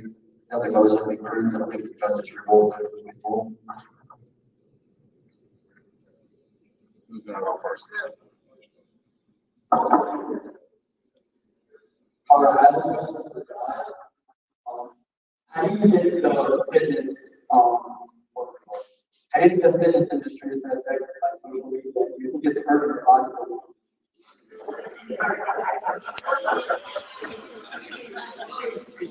You got to do it under 45 minutes. You got to answer within 45 minutes.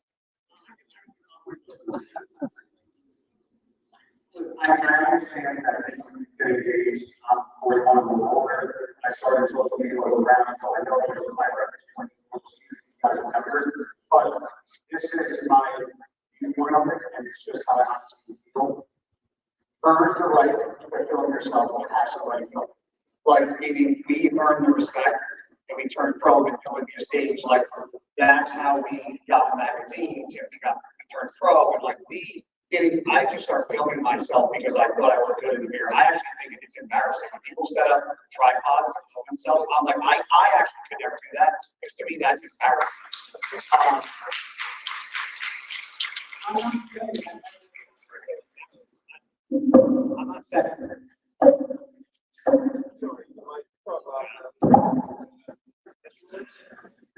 I'm not saying everybody has to be embarrassed, but because certain things embarrass certain people that embarrass me. Going to a grocery store and filming for a YouTube channel, getting the food is embarrassing for me. Because when I'm in the gym or at a live show, the attention's on me, brands me because of who we are and what we go, and that's okay. When I'm not in my wheelhouse, it's uncomfortable. And people do it all the time. They think it's okay. They'll just, and I'm like, who the hell are you? Like, what are you filming for? like, and every we feed content, but who the fuck are you?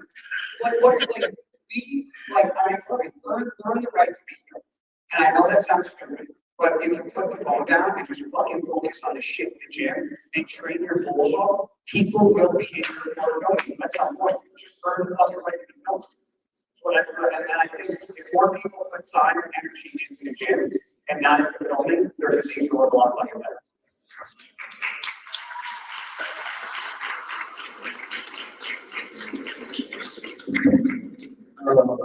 My question for all one of the charities.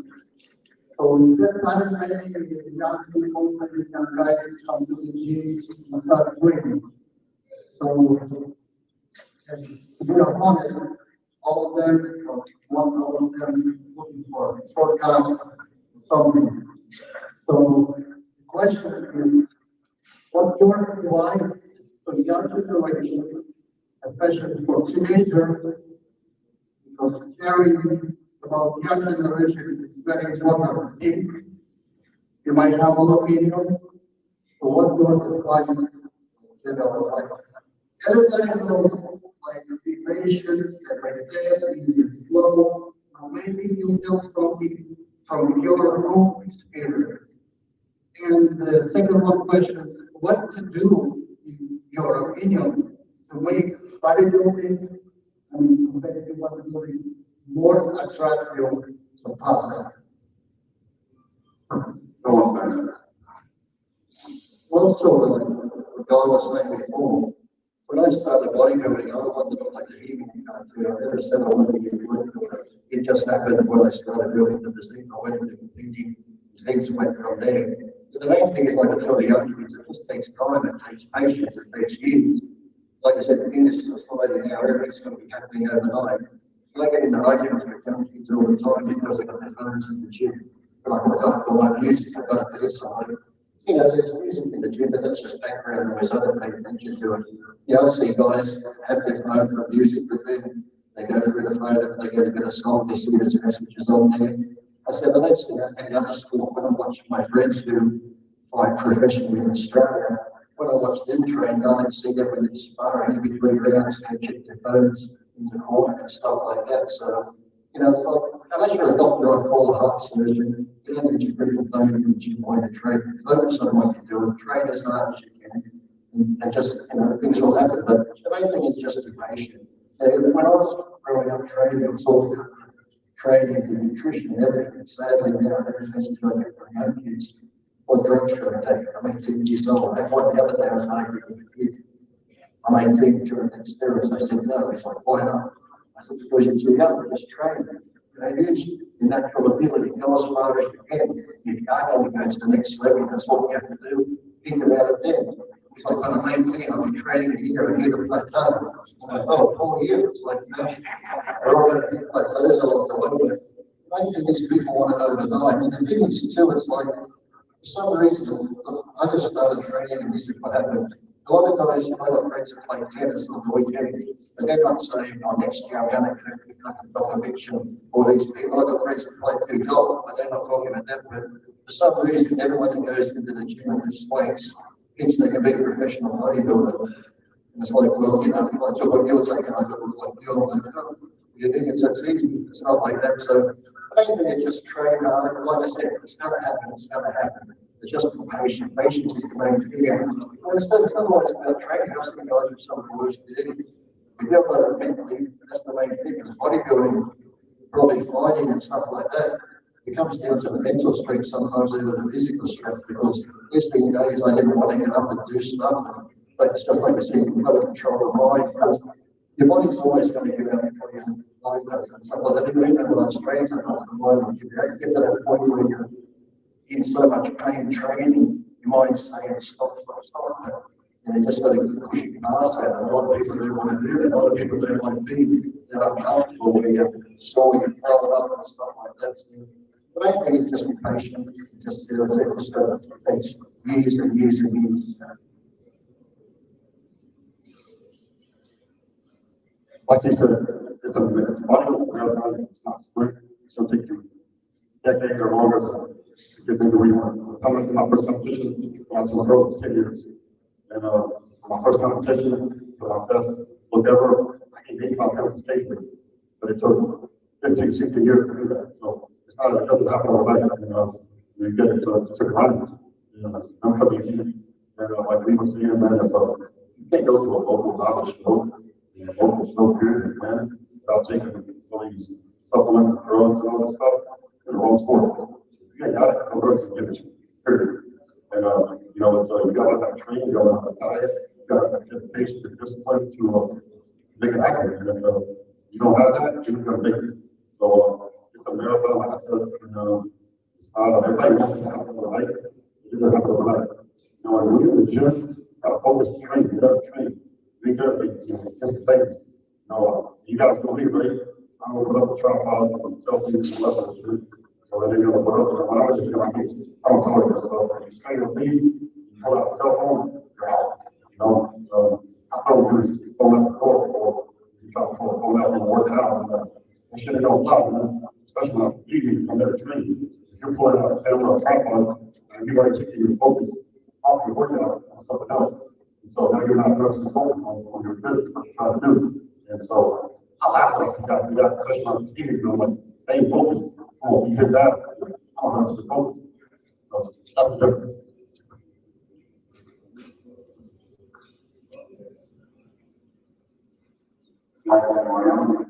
Yeah.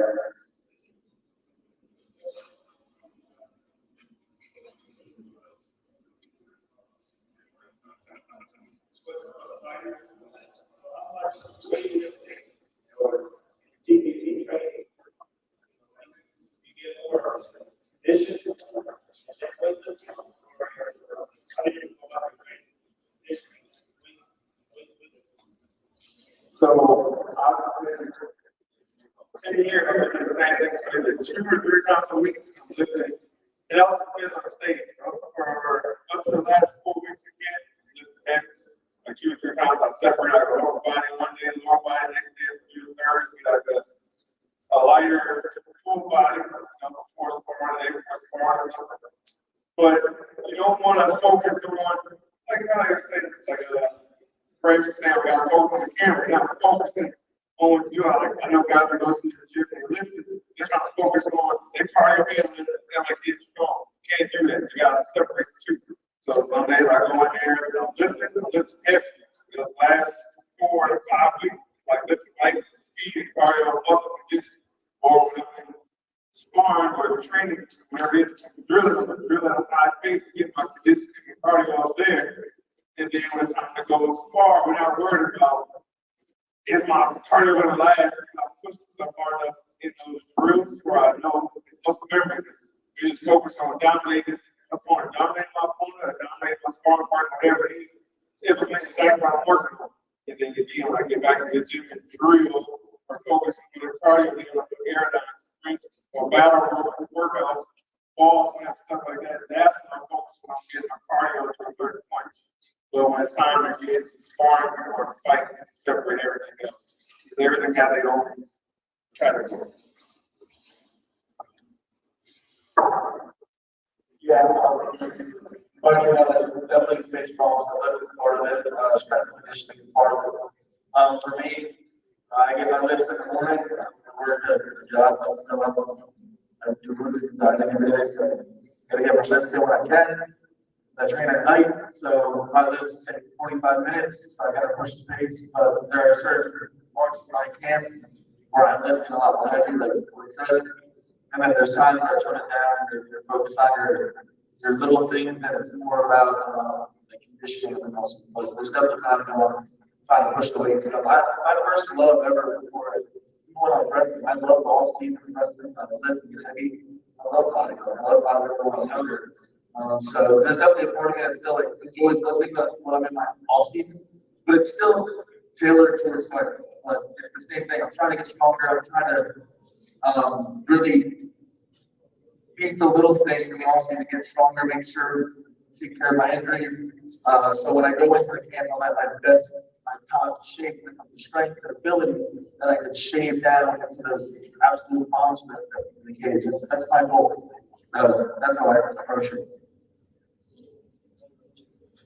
Yeah, I mean, when I was an amateur and I like first started, I was like just coming out of the Marine Corps, and all you do with the Marine Corps is work out. Like I was working out in the morning with my platoon, and then at night we'd go to the gym because there's clearly nothing else to do on these. So it's all just like working out. And then like when I was young amateur, that's just the transition, just like the discipline aspect of it. Like I have to do something, and then the gym is running like a certain practice. Like I always be going in a different.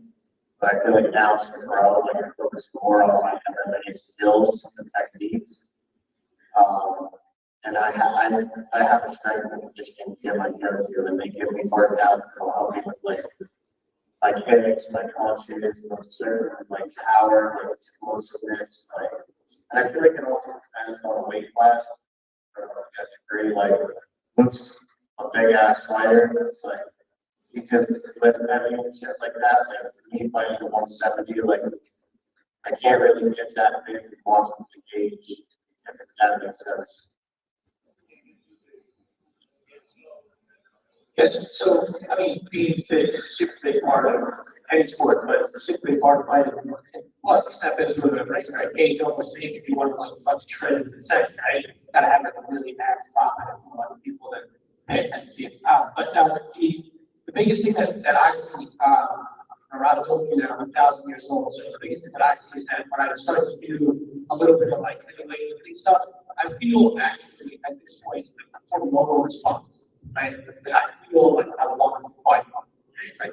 You feel like an actual, I'm sure a lot of you guys know what I'm talking about. Like, you get like the very beginnings of a pump and you just want to show like, yeah.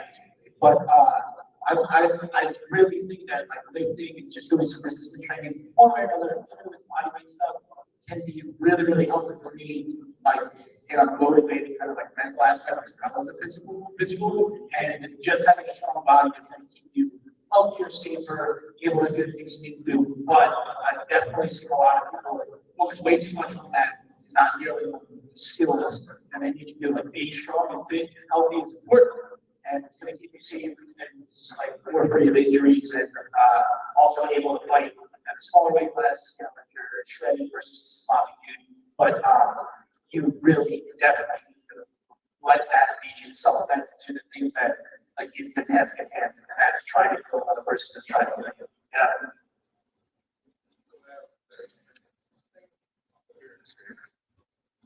One thing I like here, Lucas Peters, I said he can't put that side on. But in the very time, came as a fucking her, I was probably 20 minutes ago, which it also sometimes depends on my opponent. So like if you fight a guy smaller like heavyweight that's super fast, I'm not gonna focus so much on getting so big because it's focusing down all the way to keep up with the pace.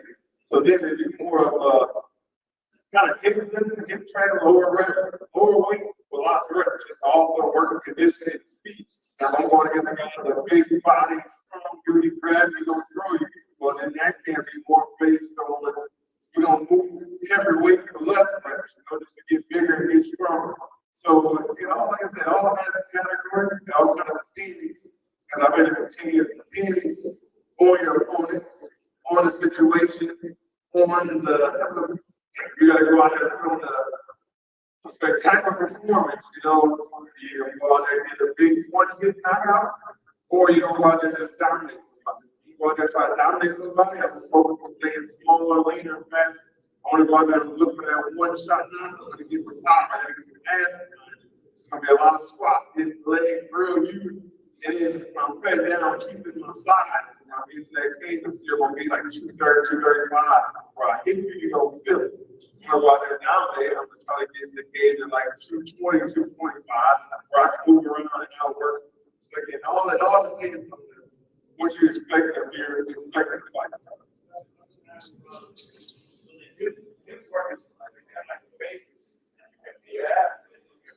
Yeah, of course. Landing forward is the basics, like the power and everything from your lift. Everybody hears somebody say you're throwing arm punches. I mean, you know, step into your punch, not ready to hit. And your core is going to be like, you have no core. One, you're going to try to hit one of the body shots, you're going to go ahead and if Luke can throw over the body shot, arm. So you don't have a strong core, but you get hit. So that first body shot, prior to going to the window, and you can go down. And also it's gonna take your balance. Your balance is gonna be off. Because the tour is weak. They're doing the block, they're doing the brace or something. You have no core strength. You get knocked all over the cage, all off balance. So it looks like you just get blocked all over.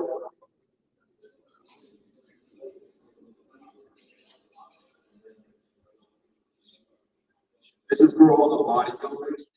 So I'm guessing you guys are all familiar with complex leg day and all the workouts right there. Do you think if you guys were to do it like this, would you guys say that is a hardest leg day? But if not, what do you think does? Yeah, that's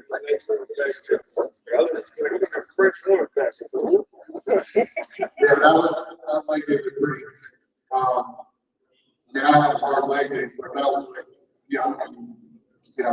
he was so tough, his legs were obviously genetic, but he was also crazy. That guy was crazy. So that was definitely very hard.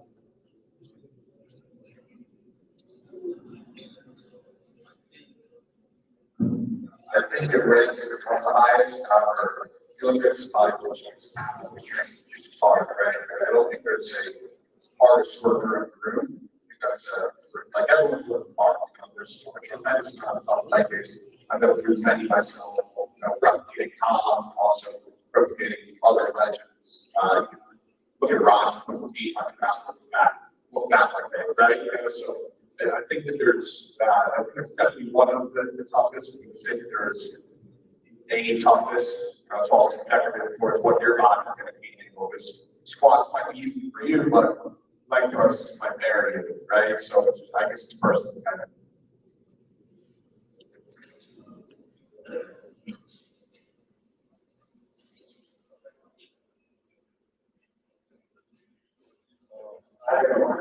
Yes, I think it's quite a problem, and it's really so-called result.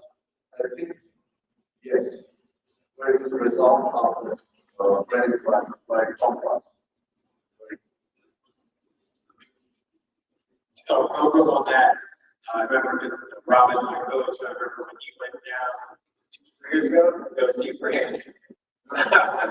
Came back and he said he was very, very unwell for weeks and weeks after that. So he came back with eyes Robbie, he was like, oh, we're going to work out to get a session with the brains. And very quickly he said, Technically, I didn't trade the last plan, but I traded back. Carolina was looking at it. She was there before. And, I mean, look at me, look at him. The first thing I see is falling 120 pounds. It's almost always been to a one-arm combo rows, which I haven't done in years. Talking about that habit. I was like, yeah, I'm going in. I grabbed those for a couple of reps, actually managed, dropped them, and I'm acting tough. I'm passing by Carolina, she goes, how many people said, I'm in jerk. So you said about time class. Ryan Dawson has no pretty much gym. He discovered Roger Coleman himself, trained us, trained Johnny Jackson, video the room. So he actually come back to Michigan outside of Detroit. And Ryan is a gym, so about the gym every day, window, his economy's got a trainer where they come to help. So hey kid, once you come inside, we're sure you got to train. So that's what Ryan learned how to train, that's what he learned how to train legs. He passed that on to Arnie, I passed it on to myself. That's when there was, he made us do these insane workouts, and I said, wait, come on, shit. And he said, top class. And that's when he told me this very, very quickly. So, I think the best thing about that, past 25 years, so top class. That's the games of the early 90s, late 70s, early 80s. So I think that they are, everybody's surpassed him. Like development, there's been some really great competitors out there, I'll say wheels, I saw a person thinking about their surpassed time, like development, I think that's is the same way of training. I would love to make it work out with you if we could take the same generation, I think it's fun. But I 1000% disagree with my man down there who said there's no such thing as the hardest work in the room. There is such thing as the hardest work in the room. I've lived in my tribe life, I've seen it, and hardest moment of suffering in the room, that's usually who ends up being the last thing standing on the stage. 100% of the time.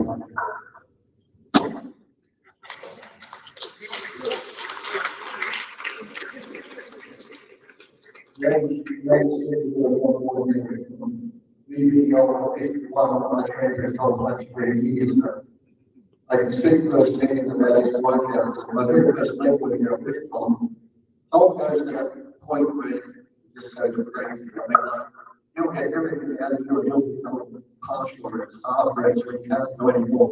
You'll lift the bar up and you'll push it down, you'll make it start all the way down, push it down on it. My very first leg workout was a culture of that would be real healthy. But at the end of it, I just followed my dad's down the stairs and he was looking like, what's wrong with you? You didn't see when I got the car and go home and I just put my good friend in front of him. I remember waking up at 1 a.m. thinking I was having a heart attack. My central nervous system was that early. And we're at World Gym one day, Jerry Gold, started going to the World Gym. I'll put 500 pounds on the leg press. I said, I would be good because we're doing my reps today. How much? He goes, I bet you can't do 100. I'm like, okay, I got to do 100. You can't do 200. This just kept going and going. By the time 27 minutes later, I got 1,017 reps non-stop. Couldn't walk for 2 weeks, but almost like that in everything. If you do a laterals with Tom, I'll do my set, I would do his set. He said within 10 minutes because he'll keep going to the point. He'll get everything out of it. I always said to Tom, he'll come back and say, I can't think of what I can do.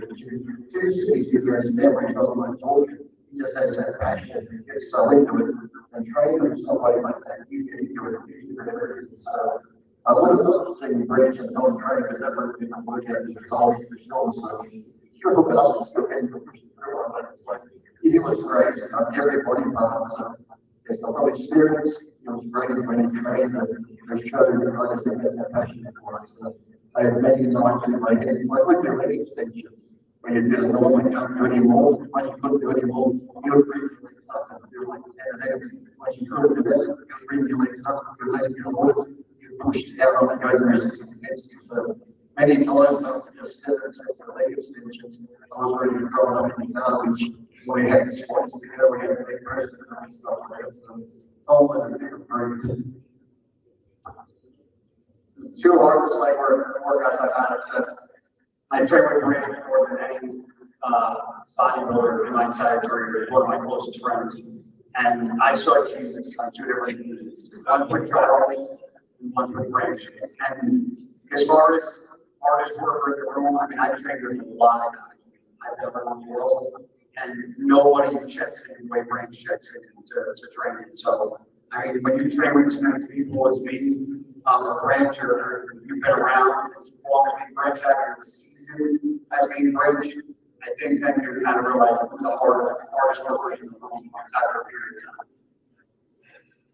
Some of the things that you said, you're thinking about, some workouts, I think those same workouts where you go through extension, 100 reps, all this crazy stuff. I don't think it's home. I mean, all the time, we walked in and it's 315 on it, rolled up, you put 315 on the bar, 50 reps, squat. This is ass to do. You know, of course, you felt it, and make sure you're supposed to. Next week, you get 3 more, next week, you get 3 more. And, 5 6 weeks later, you get 50 reps. And by the time you get good at it, and we switch it to something else. It's always some crazy shit. Like, how does he think of this stuff? Eventually, all people talk stuff you took Ryan, you pass it on to us. It was I would love a chance to look out with this. I'm a little bit jealous. Guys, before we go to the final question, actually something that Guy said about videos and photos and what other people do at the gym. So the very first time we visited Branch Farm, and we were supposed to do some content for the brand, he said, you can film, you can do whatever you want, just don't be in my face. He wouldn't pose, he wouldn't pretend, he wouldn't do, fake weights, reps, or anything like that. He just trained. And the camera followed him, and that's it. He just, I'll be my face. Yes, he retired by intensity, and, that's the reason why I agree with that. I don't know who's the hardest trainer, because that's probably subjective. But one thing is for sure, it's very hard to find somebody as intense as training. And one more thing, you guys are gonna have a little contest, so I know you took a lot of pictures and videos and whatnot. Just add us on Instagram and the best one will win some special prizes from us. So one more question and then you, autographs, videos, all of those, whatever you want.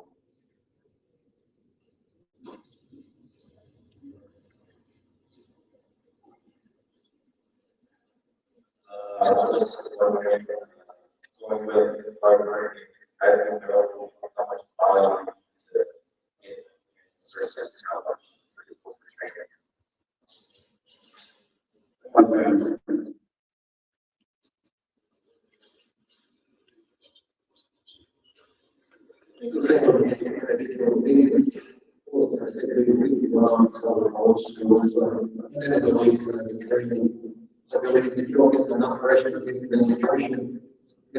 Your body can take a lot. I said, your mind's always going to tell you, oh, why you're going to make excuses. And I see people that go and they think they're cameras into the gym and I think filming themselves.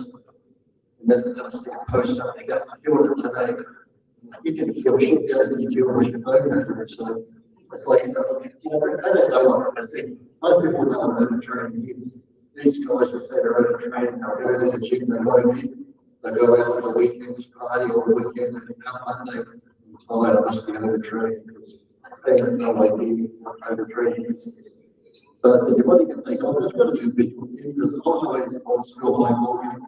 You know, I do 20 sets for biceps, 20 sets for triceps, sometimes more. And I could do more, so but now people like, oh, 6 sets, that's enough. And all this sort of stuff. But it's like I said, to be good at anything, you've got to be really uncomfortable doing it. If it's easy and you're walking out of the gym or doing whatever, you still got energy, just like you do feel well. I just had this conversation this week with my training partners. I got 2 other training partners, my current training partner, I'm still here, Joe, so Mike Phillips, he's here, and then Rich Lewis is here. So the way I train now versus the way I used to train when I was coming up, I do the way that I trained when I was coming up, Andy, was 3 to 4 sets of everything, period, the weight. Like I would do 30, 35 sets of chest, like closer to 40 sets for quads, hands to pound. Like this whole top set bullshit and 2 set, like I don't even know, like I follow that absolutely, and just my training lifestyle is a little different. And I'm trying to mitigate, get torn fucking quads or whatever. But the way they train now is the way I know I train back then, it was way more long. I'm talking small. So like if you're doing 1 or 2 top sets, I can guarantee you're not even remotely close to failure. Like failure would be like for me, like 30 to 35 sets of chest. Like that would be absolutely fucking failure. I don't even feel close to what I used to now. And that's just, and I'm not saying it's wrong, but there's definitely gauges on overtraining. And I think there's not a lot of guys that are nowhere near the way the training principles are now versus Charles Glass, Tom Glass, like nobody overtrains them. It's just because the ideologies behind it are so thrown all over the place that there's not a lot of guys that train in that pyramid scheme of 4 sets and pyramid weight and stuff I think it's really hard to train. Because then, it's really hard.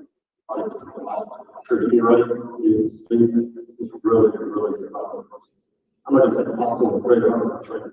Once your nutrition, you're going to food, you get sleep, you can push yourself into a lot of volume, a lot of work, and without overtraining. I never once in my career overtraining. I had an issue with that. So, my philosophy was pretty simple, man. Just the maximum amount of weight to lift, the maximum amount of repetitions I can do it. Put it down best for breath, take it out really good. Peak for peak for peak. And I think the name is the whole complicated. Corey, Luke, you want to say something about overtraining and cardio? I got pretty much everything else. They were great coach from this college. So it's like we overtrain. There's no such thing as overtraining. I don't think you get correct. Like that today, it's like the young kids suggest. Because you gotta do too much overtraining. It's not different sense. You're right. And you wonder why they're basically here, why they keep losing these fights for original purpose. Like you got guys like me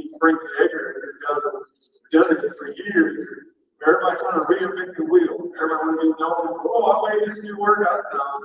We just took something we've been doing for years to try to make it work for you in an easier manner, trying to work as hard as you think you got to work for you. The thing is, just work hard. That's it. I go to the gym, I'm not, like my coaches, doing like certain stuff, and coach give me a comment, I'm like, don't tell me the time. I want to hear how much time. Let me work your go. I'm just going to work. Don't tell me you got 4 miles. Don't tell me a minute 15 seconds around. Just let me go with your belly. Then I'll stop. Do you hear that? All I got a minute until I start thinking about it. I'm just like, if I go outside, I got to work out for it. You stay on the roof, but now it's like, first you on the roof. You know it's hot. Don't say it's hot. The moment one person say that, everybody just like, it's hot. We go outside, working outside, it's hot out here. Shut up, go home. Like, I got to do it. Get there and work. It's over. Go eat. Just like if I have a protein shake and meal, immediately after the workout, I got to feel the vibe. I go home, I lay down, wake up, eat another shit. Back to the gym. Last camp, I was doing 20 workouts in a week.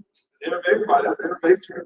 How do you do that? I was resting, I was eating, I was ice bathing, I was silent, I was stretching.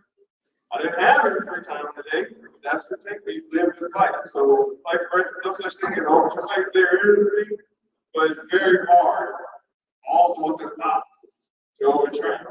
Because your body just your body gonna go further if you leave. But when you got that point where you don't have any more left, like if I'm training hard, the moment I sit down, I'll fall asleep. That's my body's time to rest. I wake up and go, shit, I'm gonna go out for like 35, 40 minutes. I get back to the gym, grab my bag, grab my food, my shaker, and go do it again. I come home, rest, you repeat. Can't go. Yeah, I mean, I'm the same trajectories for you. I mean, I think circumstances are all different sizes of, and probably the same for violence, but I think the term overtraining is definitely wrong on the way so much little things, time. I agree with all that. Whatever. But also, I feel like something that I was thinking about, it might be stupid, but in Deadpool, we talk about if something's under direct stress for a long time, it's going to be forced to mutate. And I think about that all the time. Like my schedule, it sucks for the sense of my training. I can get my alcohol and sleep. But for me, I know I'm going in against another guy that's not going to be doing my schedule. He's not going to be waking up at 4:30 and wants to live. So then I can go to work, so I can fucking pay my bills, and then I can go to the gym afterwards and train again. If the guy I'm fighting and I do that for 4 months before he called me, you don't want to do it. So in my head, I think there's give me an extra layer of like ballast towards my training, and I think that really flips. Like what you were saying, if you have the right nutrition, if you focus on the little things that you can focus on, you'll be fine. You're not going to overtrain, you're not going to die. So just get forward. Yeah, I mean, Luke does this too. Your more coach is, he's very old school, and if anyone of us starts to picture about overtraining, he literally get on the mat and try to do us. Especially me. For some reason, he just loves beating me up. But yeah, no, I'm on the same level with Luke and his mindset of overtraining. Like, I mean, I was also a Marine. We couldn't just stop what we were doing and say, oh, the legs are tired. Like, we go on the 20K hike with like 75-pound packs. And there was no, he fell out. We were like making fun of him like he lost himself. I mean, that's just my mindset. That's our coach's mindset. And I believe it's like who you surround yourself with too. You surround yourself with those types of people that look for those excuses. They're like, oh, I'm overtrained, or I'm tired. I'll do it in a couple hours. If you surround yourself with those people, and yeah, you're going to start into that stuff too. So I just don't allow myself to surround myself by those people. I don't know. One of my favorite things about French is that I've been here 2 years and literally like every single person is like French is a monster, this is scary, fucking berries, this is legit. I love it. But I've never heard people say, oh yeah, I'm pushing guys because I'm right way. Everybody else tells us about how hard he works. That's not awesome, right? It's like one of those things that if you have that part of you that's like won't shut up about how much work you're doing and how much you're doing. Now, if you don't have energy to like tell everybody how much harder you're working or how like tired you are during your and stuff like it's you have yourself on the back, try to convince yourself and everyone else that you're doing enough. Because you know that everybody else knows that you haven't done enough. Like when you're on stage, like if you're fucking almost naked when you're in the rain, when you're on stage, everyone knows that you're not ready. There's no hiding behind it. Like if you have not been working in the gym, you haven't smart, you haven't treated, you haven't like worked out hard. If you haven't, it's very apparent that you're not ready. And it's like I love the like total like nakedness of the sport of fighting, where it's like there's nothing to hide behind. Like in other sports, they talk shit because you need to talk shit because there's other people to hide behind. It's like fighting. You don't really need to talk shit other than to like maybe boost sales a little bit. Like, it's very clear if you're ready or not. And I super respect that about these two talking about like they're going to win and all that stuff. Like the back of my shirt says tall flashes do more, fighters fight. No one fucking wants to hear about it, just show them. I think that's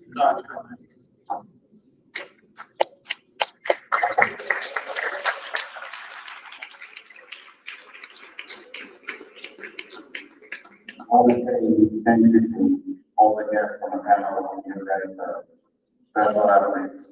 You are stars. You contribute a lot to the sports body supplement industry, and it's great to bring all of you together and makes it a whole business. And I want to respect and gratitude to each and everybody, one of you.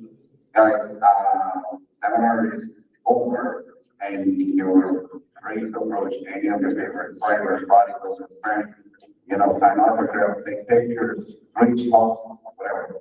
Thank you, guys.